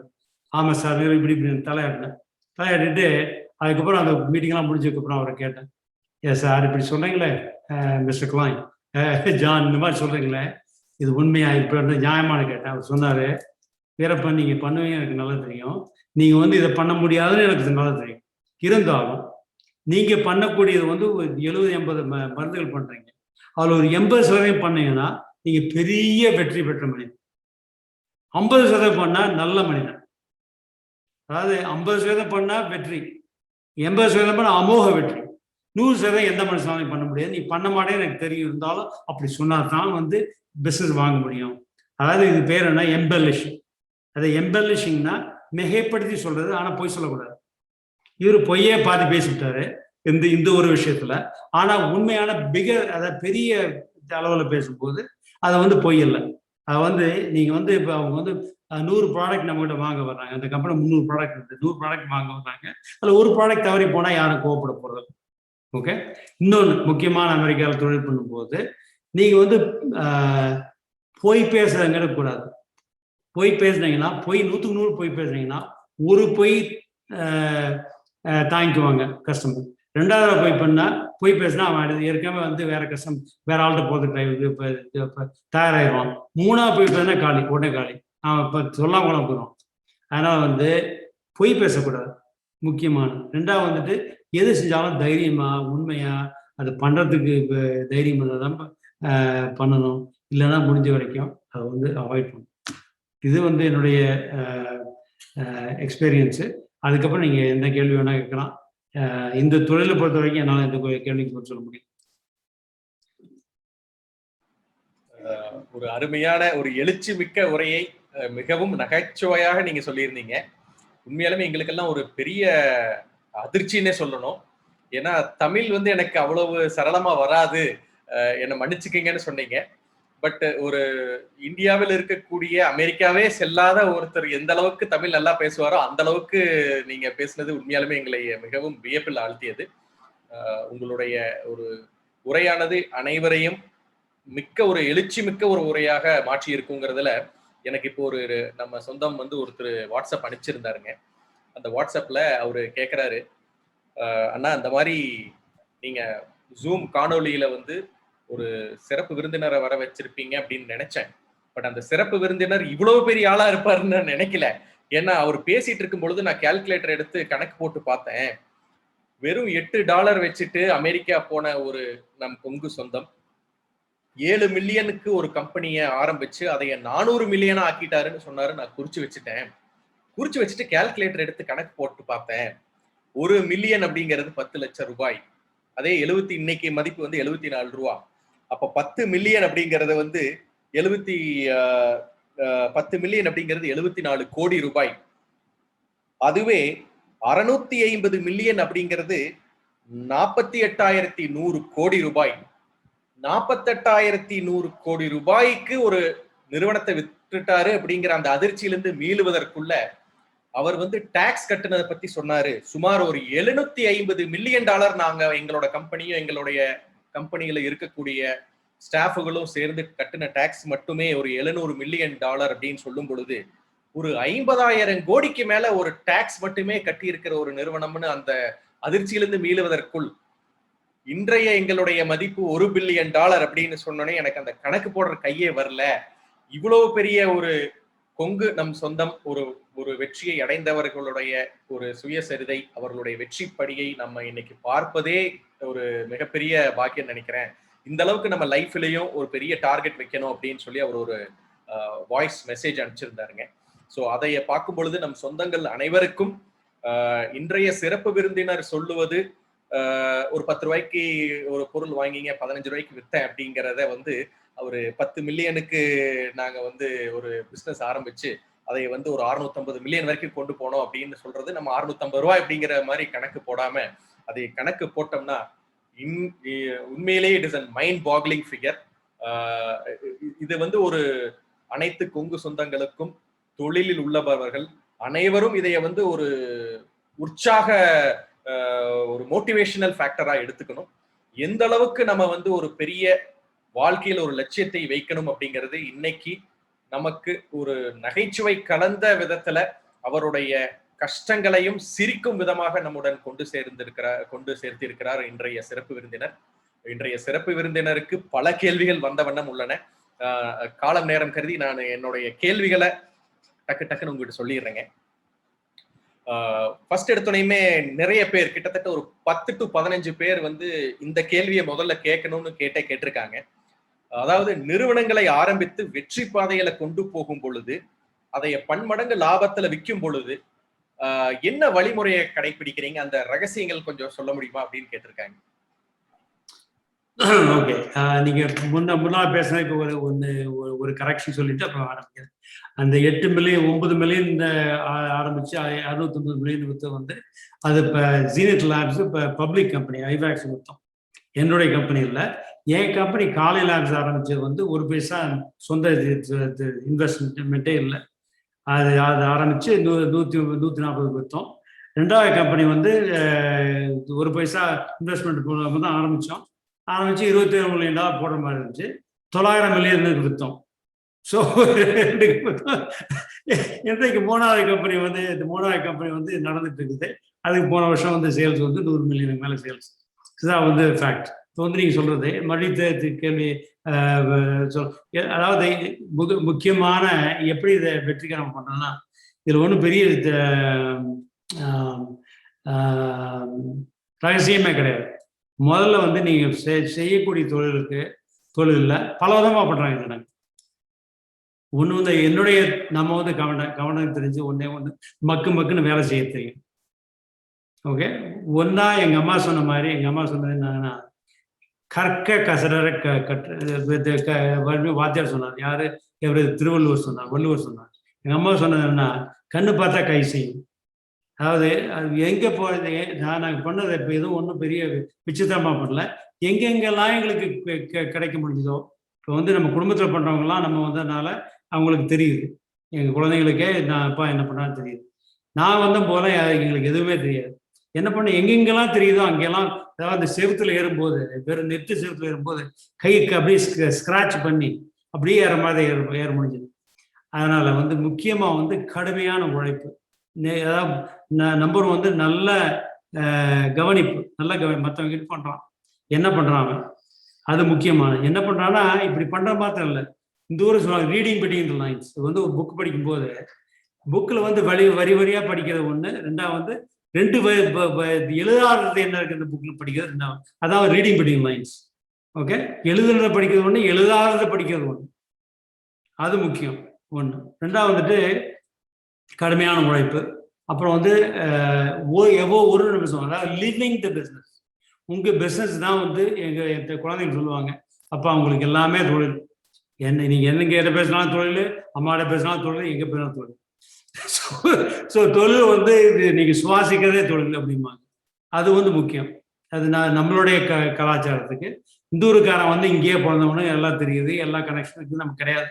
நம்ம இங்க முதல்ல வந்தவங்க. அதனால நம்ம வந்து சுவாசிக்கிறதே தொழில். எந்த கடமை எடுக்கிறீங்களோ அந்த கடமை 100% செய்ய வேண்டும், என்ன செய்ய வேண்டும். மூணாவது வந்து நீங்க ஆரம்பிக்கிற தொழில், ஒன்னா வந்துட்டு நீங்க வந்து being right place at the right time. அதாவது சரியான இடத்துல சரியான காலத்துல நீங்க இருக்கணும். அதாவது இப்போ வந்து நான் இதே வந்து ஒரு காட்டன் மர்ச்செண்டா போயிருக்கேன்னு வச்சுக்கோங்க. காட்டன் மர்ச்செண்ட் அந்த அந்த துறையே நசிஞ்சு போச்சு. அதுல வந்து அவ்வளவு பெருசா சம்பாதிக்கிறது கஷ்டம். நாங்க வந்த நேரம் இந்நேரம் வந்து அப்பதான் வந்து இந்த நாட்டுல ஜெனரிக் இண்டஸ்ட்ரியே உருவாகுது. ஆனால் வந்தனால ஆனா நிறைய காம்படிஷன். இந்த காம்படிஷன் வெல்றதுக்கு நமக்கு வந்து மெயின் ஆப்சர்வேஷன், ரெண்டாவது வந்துட்டு இது எக்ஸ்பீரியன்ஸ். நான் வந்து 47 வயசு தான் முதல்ல கம்பெனி ஆரம்பிக்கிறேன். ஒருத்தன் கேட்டான், ஒரு ஜூ கேட்டான், ஏப்பா நீ வந்து இவ்வளவு நாள் வெயிட் பண்ணி அப்படின்னா, இல்லப்பா நீ வந்து இந்த ஊர்லயே பிறந்தவன், இந்த ஊர்லயே உனக்கு அத்தனை ஜூ கனெக்ஷன் இருக்குது. நான் வந்து இப்பதாமா வந்திருக்கிறேன், நான் ஏதோ இங்கேயோ இருந்து ஒரு $8 வச்சுட்டு வந்தவன், நீ வந்து என்னை உன்னை கணக்கு போட அப்படின்னு சொன்னாங்க. சிரிச்சாங்க. அது மாதிரி அவரு அது முக்கியம் என்னன்னா வந்துட்டு being right place at right time, அதாவது கரெக்டான இடத்துல இது ஜட்ஜ் பண்ணி பண்றது. ரெண்டாவது ஆக்சிடென்ட்லாம் நான் பண்ணேன். அதாவது ஒரு சில பேர் பிளான் பண்ணி பண்றாங்க, நான் வந்து சந்தர்ப்பவசமா வந்து தொழில் இறங்கினேன். நான் வந்து இதை பிளான் பண்ணி பண்ணேன். அப்புறம் வந்து முக்கியம் என்னன்னா, அதாவது கஸ்டமருக்கு என்ன தேவைப்படுது. அதாவது ஒரு இன்னைக்கு வந்து இப்ப ஸ்டீவ் ஜாப்ஸ் பாத்தீங்கன்னா, ஸ்டீவ் ஜாப்ஸ் வந்து உலகத்திலேயே பெரிய கம்பெனி கட்டினவர். அவருடைய மெயின் ட்ரஸ்ட் என்ன, அவருடைய மெயின் ஐடியா என்ன? அதாவது சின்ன வயசுலயே காலேஜ் படிக்கும்போது காலேஜ் விட்டு போய் இது ஆரம்பிச்சாரு. பட் முக்கியமான அவருடைய கோட்பாடு என்னன்னா, கஸ்டமருக்கு என்ன வேணும், அதாவது உபயோகப்படுத்துறவங்களுக்கு என்ன வேணும், அது இன்னைக்கு என்ன வேணும் இல்லை, நாளைக்கு என்ன வேணும்னு நினைக்கிறார். அதனாலதான் உலகத்திலேயே பெரிய கம்பெனி கட்டினார். அவர் முதல்ல அது ஆப்பிள் கம்ப்யூட்டர் இது ஐபோன் ஆரம்பிக்கும் போது யாருமே ஐபோன் பெருசா நினைக்கல. ஐபோன் தான் உலகத்துக்கே இதுன்னு சொல்லி அவர் சொல்லி ஆரம்பிச்சார். அதே மாதிரி மியூசிக் போடும்போது அதே மாதிரி ஆரம்பிச்சார். அதே மாதிரி இந்த வாட்ச் யாருமே நினைக்கல வாட்ச் வந்து பெருசாக, இன்னைக்கு வாட்ச் வந்து பெருசாகிட்டு இருக்கு. அந்த மாதிரி நாளைக்கு என்ன வேணுங்கிறது தெரியணும். அதாவது கஸ்டமருக்கு என்ன வேணும், நம்மளுடைய வாடிக்கையாளருக்கு நமக்கு என்ன வேணும் தெரியணும். அப்புறம் வந்து அதுக்கு வேணுங்கக்கூடிய எல்லா ஒன்று கனெக்ஷன்லாம் வேணும், நிறைய பேருக்கு தெரியணும். இப்போ வந்து நாங்கள் இப்போ இந்த ஊரில் கம்பெனி ஆரம்பிக்கிறோம்னா எஃப்டிஏல ஃபுட் அண்ட் ட்ரக் அட்மினிஸ்ட்ரேஷனால கவர்மெண்ட்ல கனெக்ஷன் வேணும். கனெக்ஷன் தான் எங்களுக்கு ஒன்றும் இது வரைக்கும் ஒரு பைசா யாருக்கு கொடுத்தது இல்லை, ஒரு பைசா லஞ்சம் கொடுத்தது. நம்ம ஊர்ல 7 வருஷம் பேசி போனோம், நிறைய இது கொடுக்காம நடக்கதே இல்லை.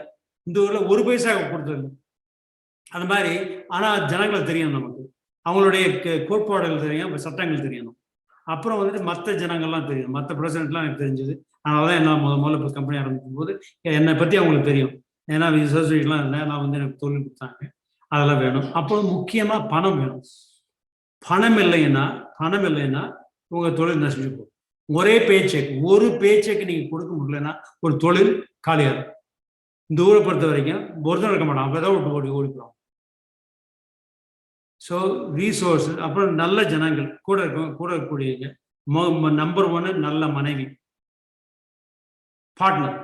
அதாவது எனக்கு வேற எந்த பார்ட்னரும் கிடையாது, எந்த பார்ட்னரும் கிடையாது, மனைவியோடு தான் பார்ட்னர். என் குழந்தைகள் என்னைக்கும் வந்து என்னை பற்றி அதைரியப்படுத்தினதில்லை. அதைரியப்படுத்தினாலும் வந்து நான் கண்டுக்கிறது இல்லை. நான் வாகலாம் பண்ணிக்கிட்டு இருப்பேன். அதனால் வந்து நல்ல பார்ட்னர் வேணும், அது முக்கியம். இல்லைன்னா அவங்க பக்கத்தில் இருந்து எப்போ பார்த்தாலும் கடிச்சிக்கிட்டே இருந்தால் அவங்களுக்கு ஒன்றும் ஜெயிக்க முடியாது. தொழில் பொறுத்த வரைக்கும் மனைவி விட்டுருவாங்க, இப்போ பொண்ணு விட்டுருவாங்க. அதனால் ஸோ இதெல்லாம் தான் முக்கியமாக இருக்கு. மிகவும் தெளிவான ஒரு விளக்கங்கள் கொடுத்திருக்கிறீங்க.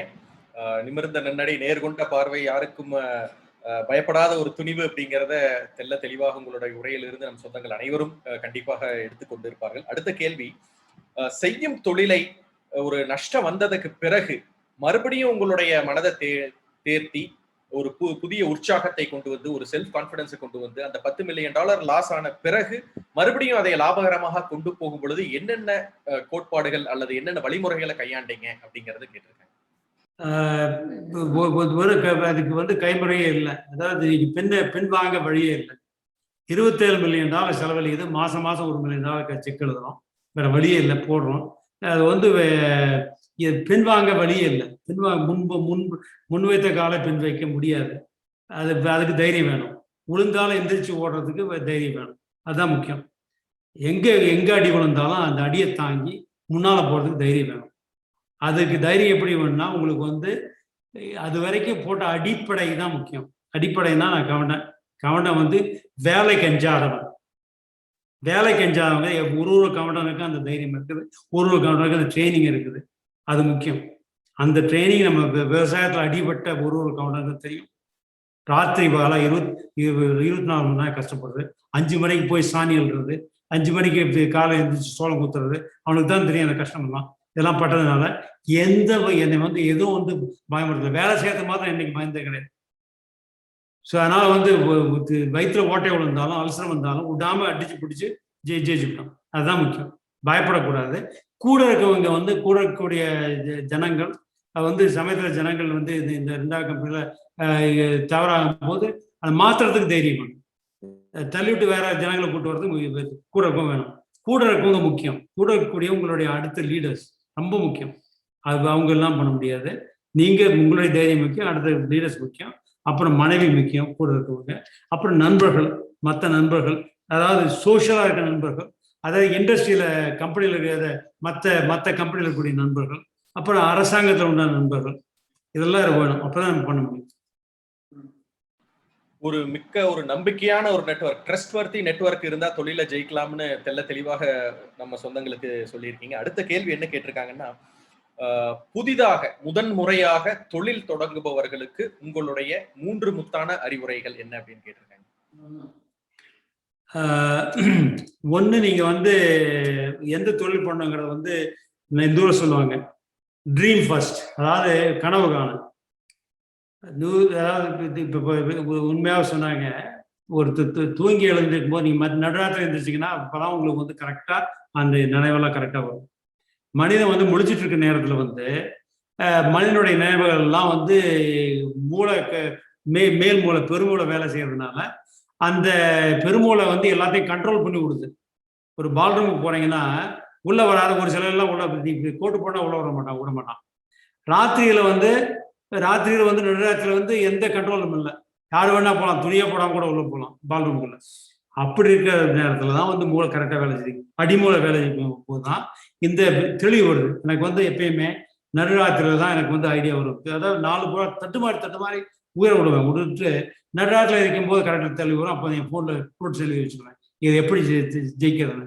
ஒரு சில சமயத்தில் 2 நாள் ஆகும் அதை டெசிஷன் பண்றதுக்கு. வேற யாரும் நமக்கு வந்து போய் நம்ம சொந்த தொழிலை பத்தி வேற அவங்க கிட்ட பேச முடியாது, கூட இருக்க எம்ப்ளாய்கிட்டையும் பேச முடியாது. அதான் இந்த ஊர் சொல்லுவாங்க. அதாவது இந்த ஊர் பிரசிடென்ட் லிங்கன் தான் ஒரு famous president America. George Washington number 1 Lincoln வந்து முக்கியமா அந்த சிவில் வாரம் போது தடுமாறிட்டு யார்ட்டையும் பேச முடியல. மனைவிக்கும் ஒன்றும் தெரியாது, மற்ற கூட இருக்க எல்லாம் பொலிட்டிஷியன் ஒருத்தங்களையும் பேச முடியாது. என்ன பண்றாரு, சொந்த நண்பனை கூப்பிடுறாரு. எங்க இருந்து கூப்பிடுறாரு, சிகாகோன்னு கூப்பிடுறாரு, பாப்பான்னு கூப்பிடுறாரு. இந்த நண்பனுக்கு பாலிடிக்ஸே தெரியாது. பாலிய நண்பன் வர்றான், இங்கிருந்து வந்த உடனே பிரசிடென்ட் முன்னா உட்கார்றாரு. பிரசிடன்ட் வந்து 4 மணி நேரம் அவருக்கு நேரடியாக 4 மணி நேரமோ 8 மணி நேரம் உரையாடுறாரு. அவர் வந்து வாயை பசிச்சுக்கிட்டு பேசாம கேட்டாரு. கேட்டோடனே அப்புறம் பிரசிடன்ட் சொல்றாரு, நீ போப்பா, வீட்டுக்கு போப்பா, பாத்துக்கிறேன் அப்படின்றாரு. ஏன்னா அவர்கிட்ட பேசும்போது ஒரு தெளிவு வருது. நண்பர்களோட பேசும்போது அது வந்து உங்களை வந்து உண்மையாவே உங்களுடைய உங்களுடைய நலனை எந்த நலனை எந்த பிரதி பலனை எதிர்பார்க்காம நண்பன் இருக்காம பாருங்க, அவங்ககிட்ட பேசும்போது உங்களுக்கு தெளிவு. அதே மாதிரி உங்க மூலையே உங்களுக்கு நண்பன்.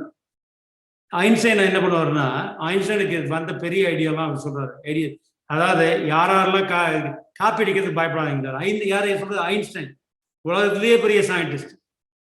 நியூட்டன் ஐன்ஸ்டைன் 2 பேர் தான் உலகத்திலே பெரிய சயின்டிஸ்ட். ஐன்ஸ்டைன் நியூட்டன் மேல பெரியவன்னு சொல்றாங்க. அவரு சொல்றாரு, காப்பி அடிக்கிறது தப்பு இல்லை, காப்பி தூரமா போய் காப்பி, பக்கத்தையே காப்பி அடிச்சுனா பிடிச்சுக்கோங்க. இப்ப டார்வின் என்ன பண்ணாரு, டார்வின் போய் எங்க போய் காப்பி அடிச்சாரு, ஜியாலஜியில போய் காப்பி அடிச்சாரு. காப்பி அடிச்சு வந்து எவல்யூஷன் பத்தி பேசுறாரு.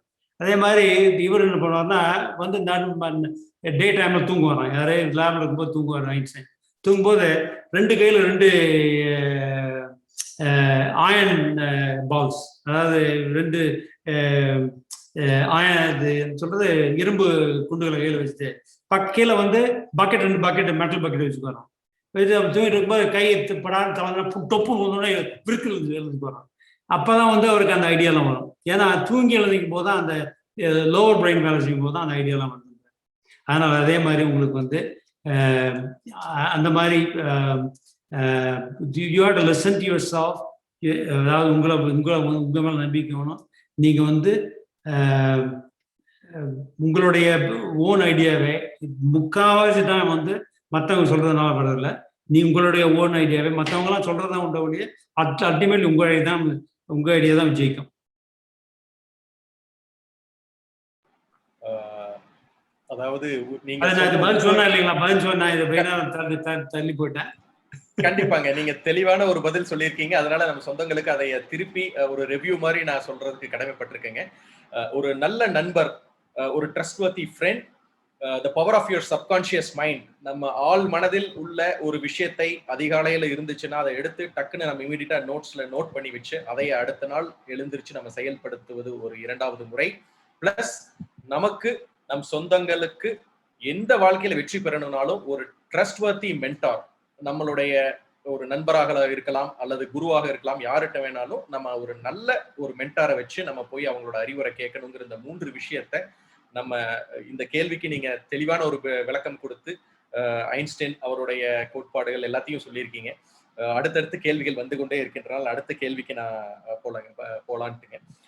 COVID-19க்காக ஒரு 3 ட்ரக்ஸ் ரிலேட்டட் ட்ரக்ஸ் பண்ணியிருக்கேன் அப்படின்னு சொல்லியிருக்கீங்க. அதை பத்தி சில விஷயங்கள் சொல்லுமாறு கேட்டிருக்காங்க. COVID-19ல நாங்கள் முதல்ல வந்து கோவிடை அதாவது கோவிடுக்கு ட்ரீட் பண்றதுக்கு தமிழ்ல ட்ரீட்டுக்கு அப்போ பேர் ட்ரீட் தான்.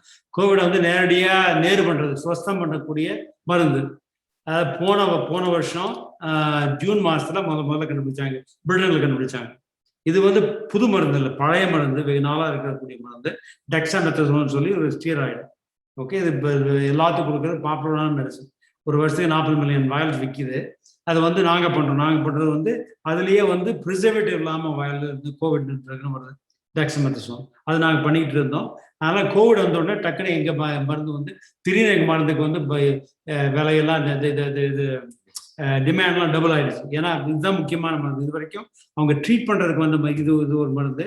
ரீஜனரான இன்னொரு கம்பெனி, அது வந்து பயோடெக் மெடிசன். அது 2 மெடிசன் ட்ரீட் பண்ணுற மருந்து. மற்றெல்லாம் வேக்சின், ப்ரிவென்ட் பண்ணுறது ஒன்று, அதாவது தடுக்கிறது ஒன்று, ட்ரீட்மெண்ட் ஒன்று, 2 மருந்து. அதெல்லாம் மற்ற இதுகள் எல்லாம் மற்ற மருந்துகள்லாம் போடுறாங்க. ட்ரீட்மெண்ட்டு இது ஒன்று. அப்புறம் வந்து ஆன்டிபயோட்டிக் போடுறாங்க, அசித்ரோமைசின் போடுறாங்க, அப்புறம் ஜிங்க் குளோரைடு போடுறாங்க. அது மாதிரி இதெல்லாம் போகுது. அது ஒன்று முக்கியமான மருந்து நாங்கள் பண்ணிக்கிட்டு இருக்கிறது. அது நாங்கள் இப்போ அமெரிக்காவில் முக்கியமாக விற்கிறோம். 2வது வந்துட்டு எங்கள் சந்தை பூரா அமெரிக்கா தான், வேறு எங்கேயுமே கிடையாது. இந்தியாவில் பண்ணுறோம், அமெரிக்காவில் விற்கிறோம்.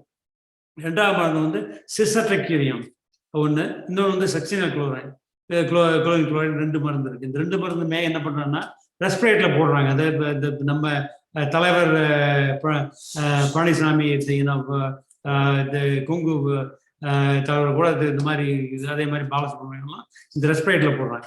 ரெஸ்பிரேட்டரில் போடும்போது ரெஸ்பிரேட்டர் போடையிலேயே அதை வந்து சுலபப்படுத்துறதுக்காக வேண்டி இந்த மருந்து உபயோகப்படுத்துறாங்க. சிஸ்டர்கியூரியம் அண்ட் செக்ஷனல் கூலிங். இந்த சிஸ்டர்கியூரியம் கிடைக்கவே இல்லை, யாருக்குமே கிடைக்கல, தடுமாறி போட்டோம். ஏன் கிடைக்கலாம், அந்த கெமிக்கலை யாரும் இந்த மாதிரி எதிர்பார்க்கல டிமாண்ட் வரும்னு சொல்லி நாங்கள் இந்த 2 மருந்தும் விற்கிறோம். மொத்தம் 3 மருந்து, டெக்ஸமெத்தசோன், சிஸ்டர்கியூரியம் அண்ட் செக்ஷனல் கூலிங், 3 மருந்து. ஓகே. அடுத்த ஒரு மிக முக்கியமான கேள்வி, கிட்டத்தட்ட ஒரு 7 to 8 பேர் இதே கேள்வி கேட்டிருக்காங்க. ஆரம்ப காலத்துல ஒரு தொழிலை ஆரம்பிச்சு அந்த தொழிலை விற்பனை செய்யும் பொழுது உங்களுடைய மனநிலை எப்படி இருந்தது? அதே போல் இங்க இந்தியாவில் இந்த கேள்வி கேட்டவர் வந்து டெக்ஸ்டைல் பிசினஸ்ல இருக்காருங்க. இங்க வந்து எங்களுடைய தொழில் நிறுவனம் நன்றாக சென்று கொண்டு இருக்கும், ஆனா எதிர்காலம் வந்து சரியா இருக்காதுன்னு நினைச்சு நம்ம அடுத்த கட்ட வேற டைவர்சிபிகேஷன் போகணும்னு நினைச்சா கூட நல்லா போகும் பொழுது நம்ம அதை விட்டு விற்பனை செய்து வேறு ஒரு எண்ணத்தை நம்மளால கொண்டு செல்ல முடியல. உங்களால அது எப்படி முடிந்தது? எப்படி நம்ம அந்த எண்ணத்தை கொண்டு வர்றது அப்படின்னு கேட்டிருக்காரு.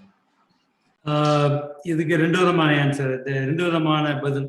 ஒன்று வந்து நான் வித்தது வந்து இன்றைக்கு திரும்ப நினைச்சு பார்த்தா வித்திருக்க வேண்டிய அவசியம் இல்லை. இன்னைக்கு வந்து என்னுடைய தொழில் வந்து இது மாதிரி என்ன பல மடங்கு இந்த நாட்டில் உண்டான தொழிலையே முக்கியமான 1வது 2வது தொழிலாக இருந்திருக்கலாம் விற்கலைன்னா. அந்த காலையிலிருந்து ஆரம்பிச்சது 97 சரியான டயத்தில் ஆரம்பித்தோம்.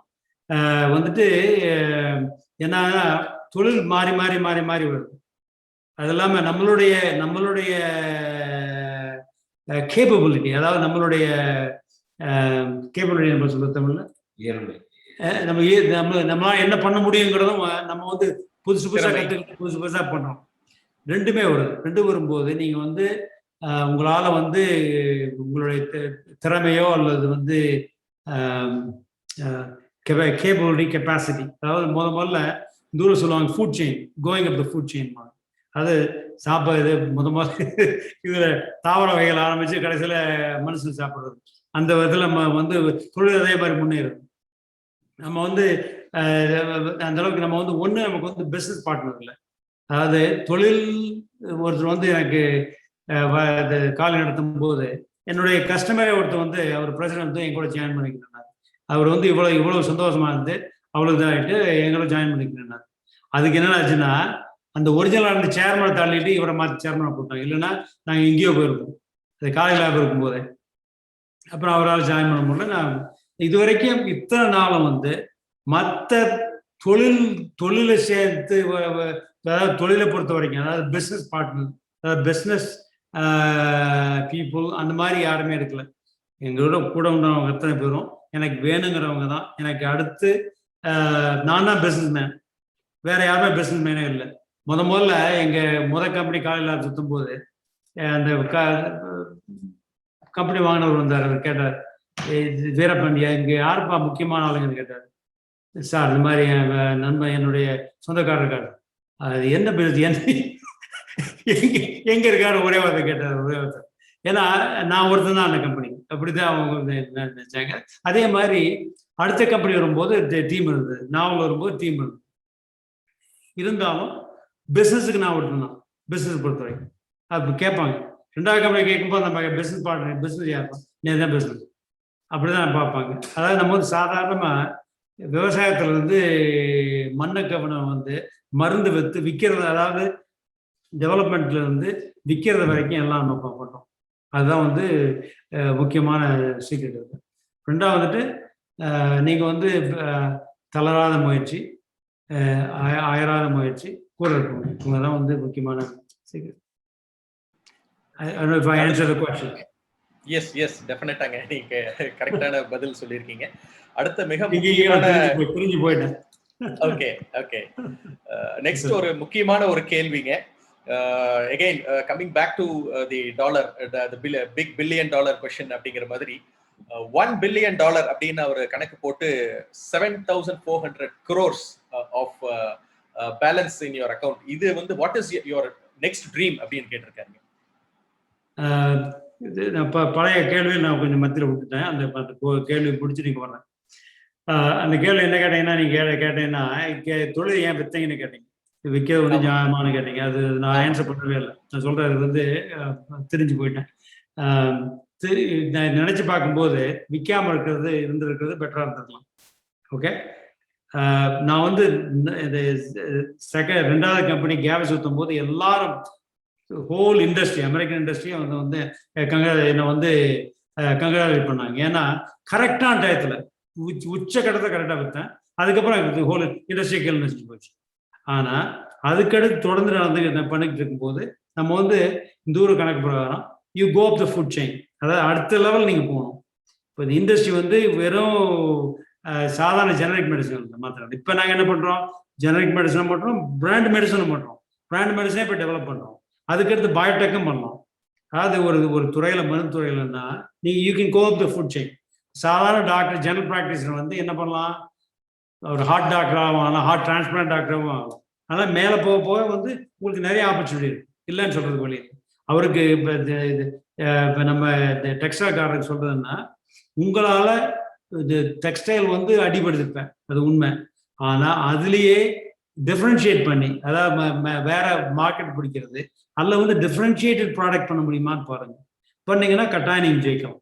நீங்கள் வந்து விற்கணும் அவசியம் இல்லை, கட்டாயம் ஜெயிக்கலாம். நீ இருக்கக்கூடிய ஃபோர்ஸு, அந்த உங்களுக்கு இருக்கக்கூடிய வாடிக்கையாளர்கள் நிறைய பேர்லாம் அது உபயோகமாகுது. நீங்கள் மறுபடியும் ஆரம்பிச்சு ஸ்க்ராட்ச் வந்து போக வேண்டாம், உங்கள் குழந்தைகளுக்கு ஆரம்பிச்சு போக வேண்டிய அவசியம். ஓகே, அதுதான் என்னுடைய நினைவு. இன்னைக்கு நினைவுன்னா, அன்னைக்கு வந்து ஏதோ ஒரு 3 தடவை ரிட்டையர் ஆகிட்டேன். ரிட்டையர் ஆகாம நீங்க தொடர்ந்து இன்னுடைய நிலம் எல்லாமே என்னன்னா, நான் ரிட்டையர் ஆகக்கூடாது கடைசி வரைக்கும். இதுக்கு மேல வந்து மெயினா வந்து நம்ம சேரிட்டி பண்ணணும். அதே சமயத்துல குழந்தையோட இருந்து, மகனோட இருந்து, மகளோட இருந்து அவங்களுக்கு தொடர்ந்து தொழில் சொல்லிக் கொடுக்கணும், தொழில் நேர் பண்ணணும். எந்த கடைசி வரைக்கும் இருந்து அப்படியே போகலாம்.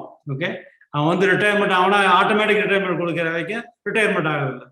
ஒரு நாளைக்கு அவனா ரிட்டையர் பண்ணிவிடுவான், அவன் முடிஞ்சது காரியம் அப்படிங்கிறத. ஓகே, அதனால இவங்க வந்து தொழில் விற்கணும்னு அவசியம் இல்லை, அவங்களால வந்து இதுக்கு மேல போக முடியும். இப்போ உங்க புது கொஸ்டின் சொல்லுங்க. ஓகே, புது கொஸ்டின் வந்து $1 billion company, what is your next dream? Next dream வந்து இப்போ சொன்னது கடைசியா, பி வித் தி சில்ட்ரன், அதாவது குழந்தைங்களோட கடைசி வரைக்கும் இருந்து, இதுக்கப்புறம் இந்த கம்பெனியை விற்காம அவங்களுக்கு நல்லபடியாக வச்சு கொடுத்துட்டு, பேர குழந்தைங்கள்லாம் ரொம்ப சந்தோஷமா இருந்துட்டு, பேர குழந்தைங்களை விட எங்கள் குழந்தைங்களோட நாங்கள் அதிகமாக நேரம் செலவழிச்சே இல்லை. பேர குழந்தைங்களோட செலவழிக்கிறது ரொம்ப சந்தோஷமா இருக்குது. அதுக்கடுத்து வந்துட்டு கடைசி வரைக்கும், அதாவது என்னுடைய தாய் வந்து கடைசி ஒரு நினைப்பு இருக்க வரைக்கும் போய் வீடு கூட்டுவாங்க, அது வரைக்கும் பண்ணுவாங்க. எங்க தொழில், எங்க பாருங்க, எங்க அக்கா என்னை விட 6 வயசு மூத்தவங்க, 77 வயசு. என்னுடைய அக்கா பையன் செல்வம்னு உங்களுக்கு எல்லாம் தெரியும். அவங்க வந்து கடைசி வரைக்கும் தன்னுடைய குடும்பத்தை முன்னேற்றம் சொல்லி இன்ன வரைக்கும் கஷ்டப்படுறாங்க. அதே மாதிரி அண்ணன்மார்கள் எல்லாரும் எங்க குடும்பத்துல எல்லாமே பிறந்ததுலேருந்து கடைசி வரைக்கும் வேலை செய்வாங்க. அதுதான் எங்களுடைய பாரம்பரியமே. கவுண்டனுடைய பாரம்பரியம், எல்லா கவுண்டனுடைய பாரம்பரியம் அதுதான். ஃபேண்டாஸ்டிக், அருமையான ஒரு தெளிவான ஒரு பதில். அடுத்த ஒரு கால நேரம் கருதி கடைசியா ஒரு 3 கேள்வி மட்டும் முடிக்க போறேங்க. அந்த 3 கேள்வியுமே நிறைய நண்பர்கள், நம் சொந்தங்கள் வந்து, நீங்க வந்து இன்றைய சிறப்பு விருந்தினர் வந்து தமிழ் பேசுவதற்கு ரொம்ப சிரமப்படுவாரு, இங்கிலீஷ்ல இருக்கும் அப்படின்னு சொல்லியிருந்தீங்க அப்படின்னாரு. நம் சொந்தங்களுக்கு தெரிவிப்பது என்னவென்றால், நம்ம ஒவ்வொரு செஷன் நடத்தும் பொழுதும் ஒரு we will have a pre trial session. அந்த மாதிரி இன்றைய சிறப்பு விருந்தினர்கிட்ட, நம்ம மாமாட்ட நேற்று ஒரு ப்ரீ ட்ரையல் செஷன் நடத்திட்டு இருந்தோம். அப்போ இன்றைய சிறப்பு விருந்தினர் ஒரு ரிக்வெஸ்ட் கேட்டாரு, எனக்கு தமிழ் அவ்வளவு பேச வருமானு எனக்கு தெரியல, can I mix Tamil and English அப்படின்னாரு. சரிங்க, நீங்க தமிழ் இங்கிலீஷ் மிக்ஸ் பண்ணிக்கிங்க, நான் வேணா மொழிபெயர்த்து சொல்லிடுறேன் அப்படின்னு. திடீர்னு இன்னைக்கு ஜஸ்ட் பிஃபோர் 7 o'clock செஷன் ஆரம்பிக்கும் பொழுது, இல்ல நான் தமிழ்லயே நான் ட்ரை பண்றேன் அப்படின்னு சொல்லும் பொழுதே ஐ realise what is his capacity and what is his risk taking capability. So ரைட்டுங்க, ஓகே, நம்ம கண்டிப்பா பண்ணிடலாங்கம்மா, நீங்க தமிழ்லயே பேசுங்கன்னு சொன்னோம். பட் இன்னைக்கு நம்ம சொந்தங்கள் கேட்டிருக்கிற இந்த 3 கேள்வியும் they are expecting you to give the reply in English with your American accent. நான் நேற்று உங்களுடைய ப்ரீ ட்ரையல் செஷன்ல பேசும் பொழுது நீங்க தயவு செஞ்சு இங்கிலீஷ்ல ஃபுல்லா பேசிடாதீங்க, நம்ம சொந்தங்கள் வந்து ஸ்டார் மூவிஸ் பார்த்த எஃபெக்ட்ல இருக்குன்னு சொன்னாங்கன்னு நான் உங்கள்கிட்ட தெரியப்படுத்தினேன். பட் இன்னைக்கு நம்ம சொந்தங்களே வந்து இந்த கடைசி 3 கேள்விகளை they want you to explain in English in American accent. First question is, what is the company success procedure when you compare with India versus US? in the US, the success is pretty simple. Hard work, what I explained before to you, the hard work, knowledge, ability to sell. Ability to sell is very important to think about. Many times people think, I'll get a salesman. No, selling to everybody, selling to your wife, selling to your children. Selling happens every minute, every day. So ability to sell your ideas, that's number one. Okay, ability to sell your customer. I tell you, one of my when I was running a Novel Gavis, my salesman came. I paid him like $250,000 or more salary. That back in 12, 13 years ago. You know what he told me? He told me he does not have a good relationship with the number one customer in the country, McKesson. And then he said, there's a company called Kroger. It's a supermarket chain that exists in Midwest and many parts of the country. He said he cannot get into the guy never listens to me. So I told my guy, Kevin Anderson, my salesman, told me, listen, Kevin, do me a favor. Get a meeting with this guy in Kroger. Let me go see him. Let's both go see him. So I went there, looked at, we went there, sat there. I'm a CEO for a company and he would not see me for an hour. So I just waited, 1 hour patiently waited. And then finally, Bob showed up. Bob Breitz is the name, he showed up. And then we were having a conversation that started slowly and nice. First of all, I didn't talk about business. Hey, what are you? What's your qualification? I'm a pharmacist. Which college you went to? I went to Purdue. I went to Rutgers. So the key is not to engage in business discussion. Most of the time, people are interested in what they want, not what you want. So if I want to tell my wife I want something, I'm not going to go directly. Only one person I don't do that is my wife. I'm very direct with her, and she gets very angry with me. I don't use my business skills when I'm dealing with my wife. Okay, I go directly. So still, she thinks I use. but the thing is, I do it more. So you have to know what the person wants. So after an hour of discussion, then we talked about our company and things. He said, "Don't worry about it." Since that day until the company was sold, every single product we launched, 45 products we launched, all 45 he was buying from us. Second, this number one customer, McKesson. So I said, Kevin, let's make a trip to California, which is where McKesson's headquarters was. So this lady's name is Violet. This is a lady from Australia. So she's sitting there. We went and talked to Violet and I have a conversation. I said, picked up the accent, British accent. So I said, are you Brit? No, I'm not a Brit. I'm a Australian. Then we started talking about Britain or Australia for about half an hour. Then we got into discussion. Guess what? Since then, they became our number one, truly number one customer, big customer. So the key is look at what the guy wants, or what the guy or the woman wants. What is their need? If you should read, those of you who have not read, there's a book by the name Dale Carnegie, How to Make Friends and Influence whatever the guy says it. So the key is that look at what one salesman went to meet somebody for a whole 2 years. Never he could get an appointment. He'll go there, spend their whole lot of time, you'll never see him. Finally, one day he went and sat in front of his office. And the office, the conversation, you overheard the conversation. The guy was trying to get a baseball ticket for a baseball for his family. So this man, finally, he was admitted. He went in there. He started talking about baseball. He said he can get him tickets. Guess what? Since then, he got all the business in the world. So think about what the other person wants. That's number one. Then you're winning. So sales is number one to succeed. Okay? And what's the question? No, they asked about India problem.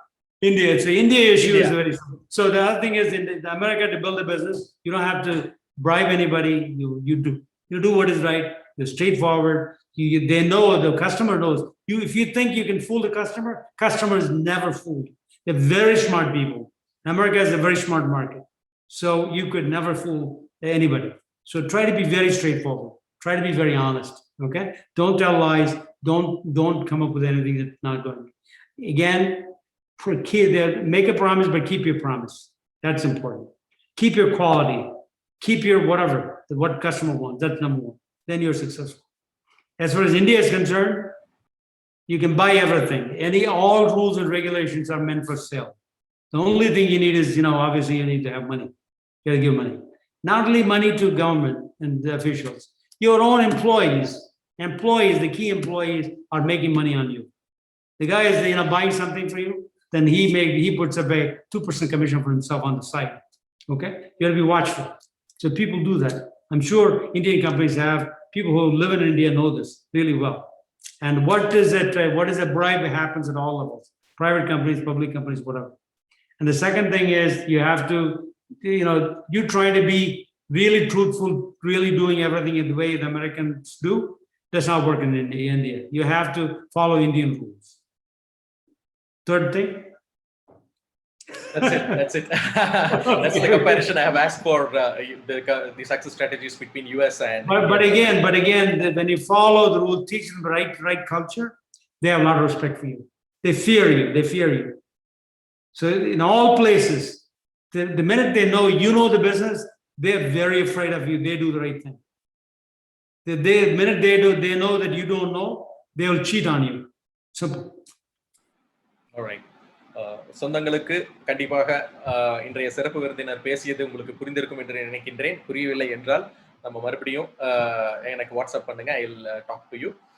The next question is, what is your message for the generation Y who has been born in USA and right now they are entering into the business, the second generation? Generation born in the USA? Our people born in the USA. Yes, our people born in USA. Yeah, our people born in the USA, I think second generation, that means our children. Our children are, they still carry part of what we have taught them. Part of them, the one issue I see that is half of them are able to thrive and do well. They've gone into many places. You would see in the US government today and the Biden government, the number of Indian people who got there. These are all second generation people. Okay, no first generation got in there. Second generation people. Some first generation got in because they got in by some way they got in. But the issue that I see with the second generation is a lot of them, they call them as Desi. Desi means what is it? Indian, Desi Indian. No. They not the fresh out of what is it? America born confused Desi, confused people. ABCD, they call them ABCD. So America born confused Desis. So the problem is they're confused by the parents and the culture. They have one culture at the house and one culture when they go outside. It's from television to everything that happens here is different from what the parents do. Parents, the problem is the people in India have moved on. They become Americanized. The parents who came here were frozen 45 years ago. Me and my wife are very Indian, more Indian than the Indians that are existing in India today. That's our problem. So parents that we are being confused. We confuse our children. They have a difficult time. So that's the second part. So they all have all the education. We ensure the children were educated properly. Every child was educated properly. All of us have worked very hard trying to make them very well. But they have issues. But the key thing is, the children, second generation, should not be discouraged by that. Okay? Listen, I came here with nothing. I tell my children many times. One day my son told me, you know what he told me? Dad, this is a very young man, I think 15 years old or something. One day he told me, Dad, I used to yell at him. If you keep doing this, I'm going to send you to India. You go to, I'll send you to Ooty or something. One day he looked at me and told me, you know what? Dad, if you failed, nobody would have noticed that. You are like a tree in a forest. Now you put me so high, if I fall, the whole world will know I fell. Think about that. It's very important. Even though we think the children can do it, because of the fact most of the families that came here, they came here with a hungry belly. That's another thing, hungry stomach. So another important thing is the hungry stomach is an important ingredient for winning in business. Again, that's an important thing. So we all came with a hungry stomach. The children here don't. That's an issue. They struggle with it, but I think they all have excellent talents. They are going to become, one day one of them are going to become president. Indeed, the lady from Carolina could become president. She was born here. The Punjabi lady, it is possible. So you never know. Anything is possible. Our people are so well talented. Okay, we are no less than the Jewish people. We're the same type. Indians are considered the same way, and we could be Kaudan, you could be, you could be Brahmin. Our children are all equally talented. They can get to places. We control stock market to the lawyers to everywhere our people exist. That's a great message to all the Gen Y people and the parents who are listening this wonderful reply by our today's chief speaker, chief guest. The last question to be in English is, what is your charity plan for India? My charity plan for India is right now, we talked about Tamil, right? We talked about Tamil. First of all, we have been working with a school. I saw the district collector, which was a very, very nice man back in 2005. After I sold the company, I went and saw him. He introduced me to the Holy Cross school in Namakkal. Since then, for the 15, 16 years, we've been supporting them. We support about 50, 60 children. These are AIDS, the parents are AIDS. The Namakkal has the AIDS center. A lot of AIDS parents, their children are the ones that we support. We provide them food, education, everything. There's a school in Paramati that we support. On top of it, we've done many organizations in the US, starting from temples to Tamil Nadu Foundation to Tamil Nadu, Tamil Changams, all those things we do. But what we are never seriously engaged on charity. We put away, today we put away something like 200 crores in terms of Indian rupees, in terms of our charity has funding, and we'll continue to grow the funding, and we do that. But what it is you have to spend time towards doing right charity. I never had the time. Now we're going to spend the time on this thing. We're looking at a project right now that is a Tamil learning schools. There are about 20 or 25 of them. The Tamil Nadu government does not support the Tamil schools. Do you believe that, gentlemen and ladies? It's a sad story. The Tamil Nadu government does not support the Tamil schools. So we want to support them. There are a whole bunch of friends. My friend, a good friend, Mr. Caldwell from Texas, called me the other day looking for help. We're going to do that. We also want to help a Tamil chair being established in Toronto. And we're going to be spending things. We do want to do some of the medical causes. We're talking to some of the major hospitals. It's a Sloan Kettering Hospital. We're looking at. We have already started charity there. Marsden Memorial Hospital. We're looking to fund some of these things, disease research and things. And also we're looking at other, my favorite goal is destitute women in India. They need help. Destitute women in India, drunken men, drinking and destitute ladies. Those are and the children who have destitute children. This is our cause. And also American Indians, the people who lived in this country before the white man came here. They are completely demolished, destroyed. We want to help them. Okay, I'm not the greatest. I'm not the greatest wealth holder in this country, in American terms, but we will do our best, trying to whatever we could do, and any what they cost, we'll look at. That's really a great plan for India.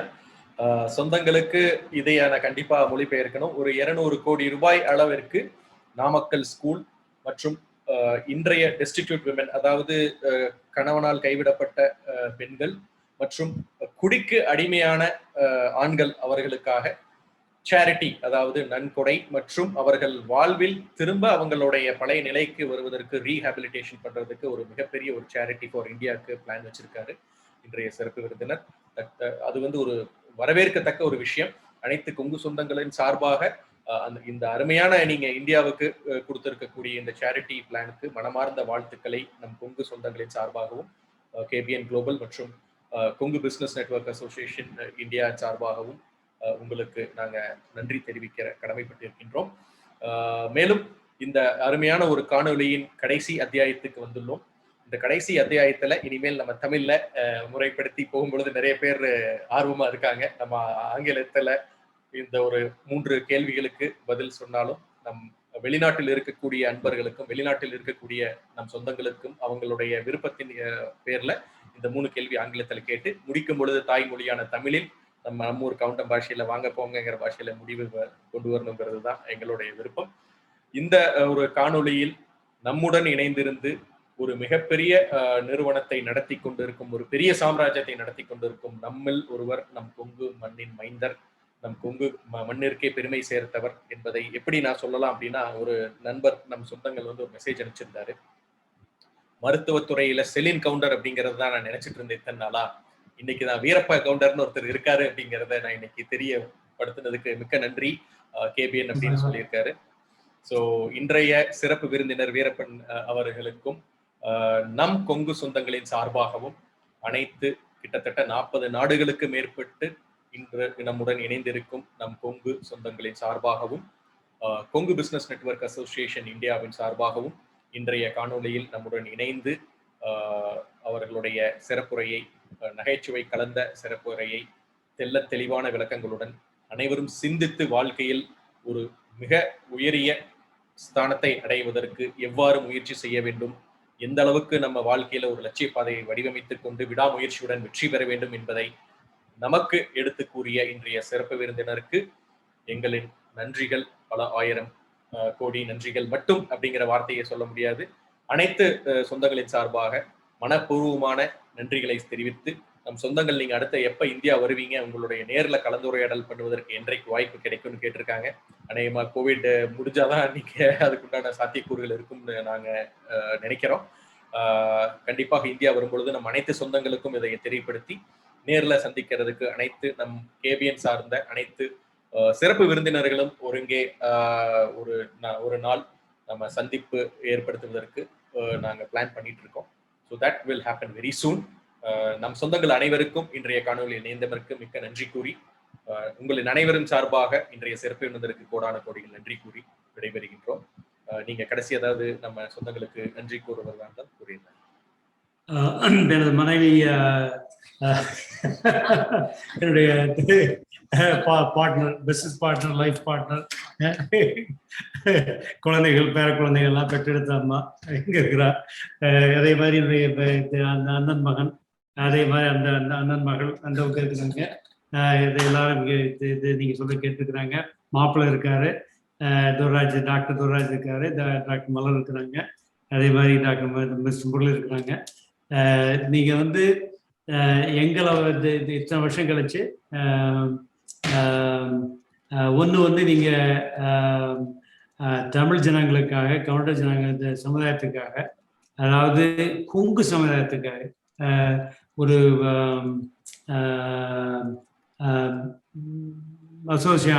Association ஆரம்பிச்சு தொழில் பண்றதுக்கு முக்கியமாக அதுக்கு இப்போ என்ன செய்ய முடியுமோ செஞ்சுட்டு இருக்கிறீங்க. அதை இப்போ நினைக்கும் போது எனக்கு ரொம்ப சந்தோஷமா இருக்குது.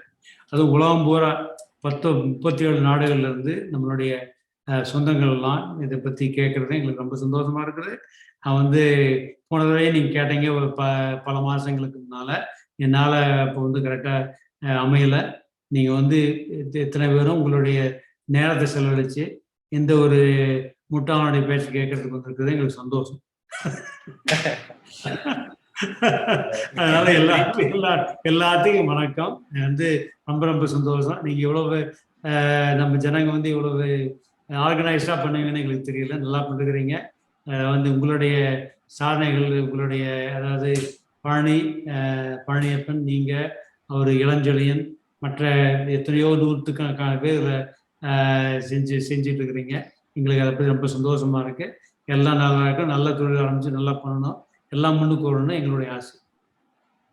எல்லாம் வல்ல இறையர்களும் குருவர்களையும் வேண்டி இன்றைய சிறப்பு விருந்தினர் அனைவருக்கும் முத்தாய்ப்பான கருத்துக்களை கூறி நமக்கு ஒரு எழுச்சி மிக்க ஒரு நாளாக இன்று உருவாக்கி இருக்கிறார். நாளை விடிவது ஒரு புதிய விடியல் என்பது போல் அனைவரும் நம் தொழிலில் அவர் சார்ந்த கருத்துக்களை உள்வாங்கிக் கொண்டு அதை பின்பற்றி வெற்றி நடை போட வேண்டும் என்று எல்லாம் வல்ல இறையர்களையும் குருவர்களையும் வேண்டி இன்றைய சிறப்புரையை நிறைவு செய்து விடைபெறுகிறேன். நன்றி, வணக்கம்.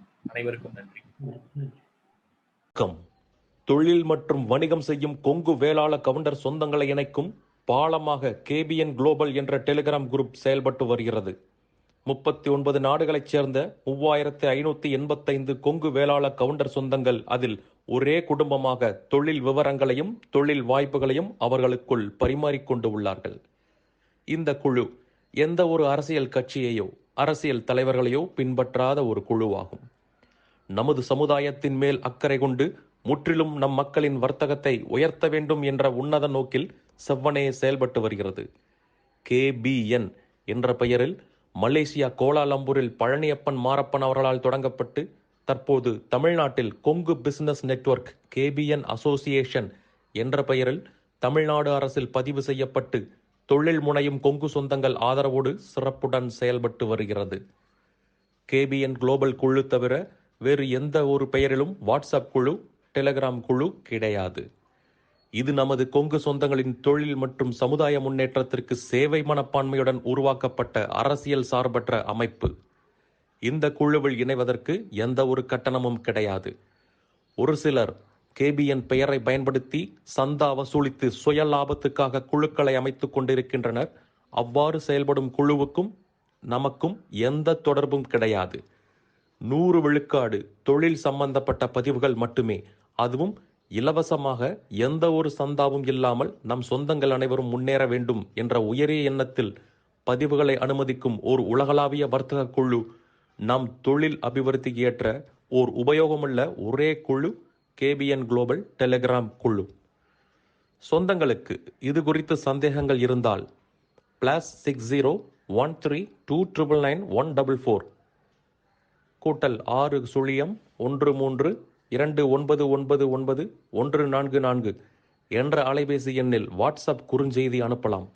நன்றிகளுடன் மலேசியா பழனியப்பன் மாரப்பன் அவர்கள் சார்பாக செழியன் குமாரசாமி. நீங்கள் நமது கொங்கு சொந்தங்கள் வாழ்வில் முன்னேற வேண்டும் என்று விரும்பினால் இந்த தகவலை உங்கள் சொந்தங்களுடன் பகிர்ந்து மகிழ்ந்திட அன்புடன் வேண்டுகிறேன். KBN குளோபல் டெலிகிராம் குழுவில் இணைந்து உங்கள் தொழில் வணிக உறவுகளை விரிவுபடுத்தி வளம் பெற வாழ்த்துகிறேன். வணக்கம்.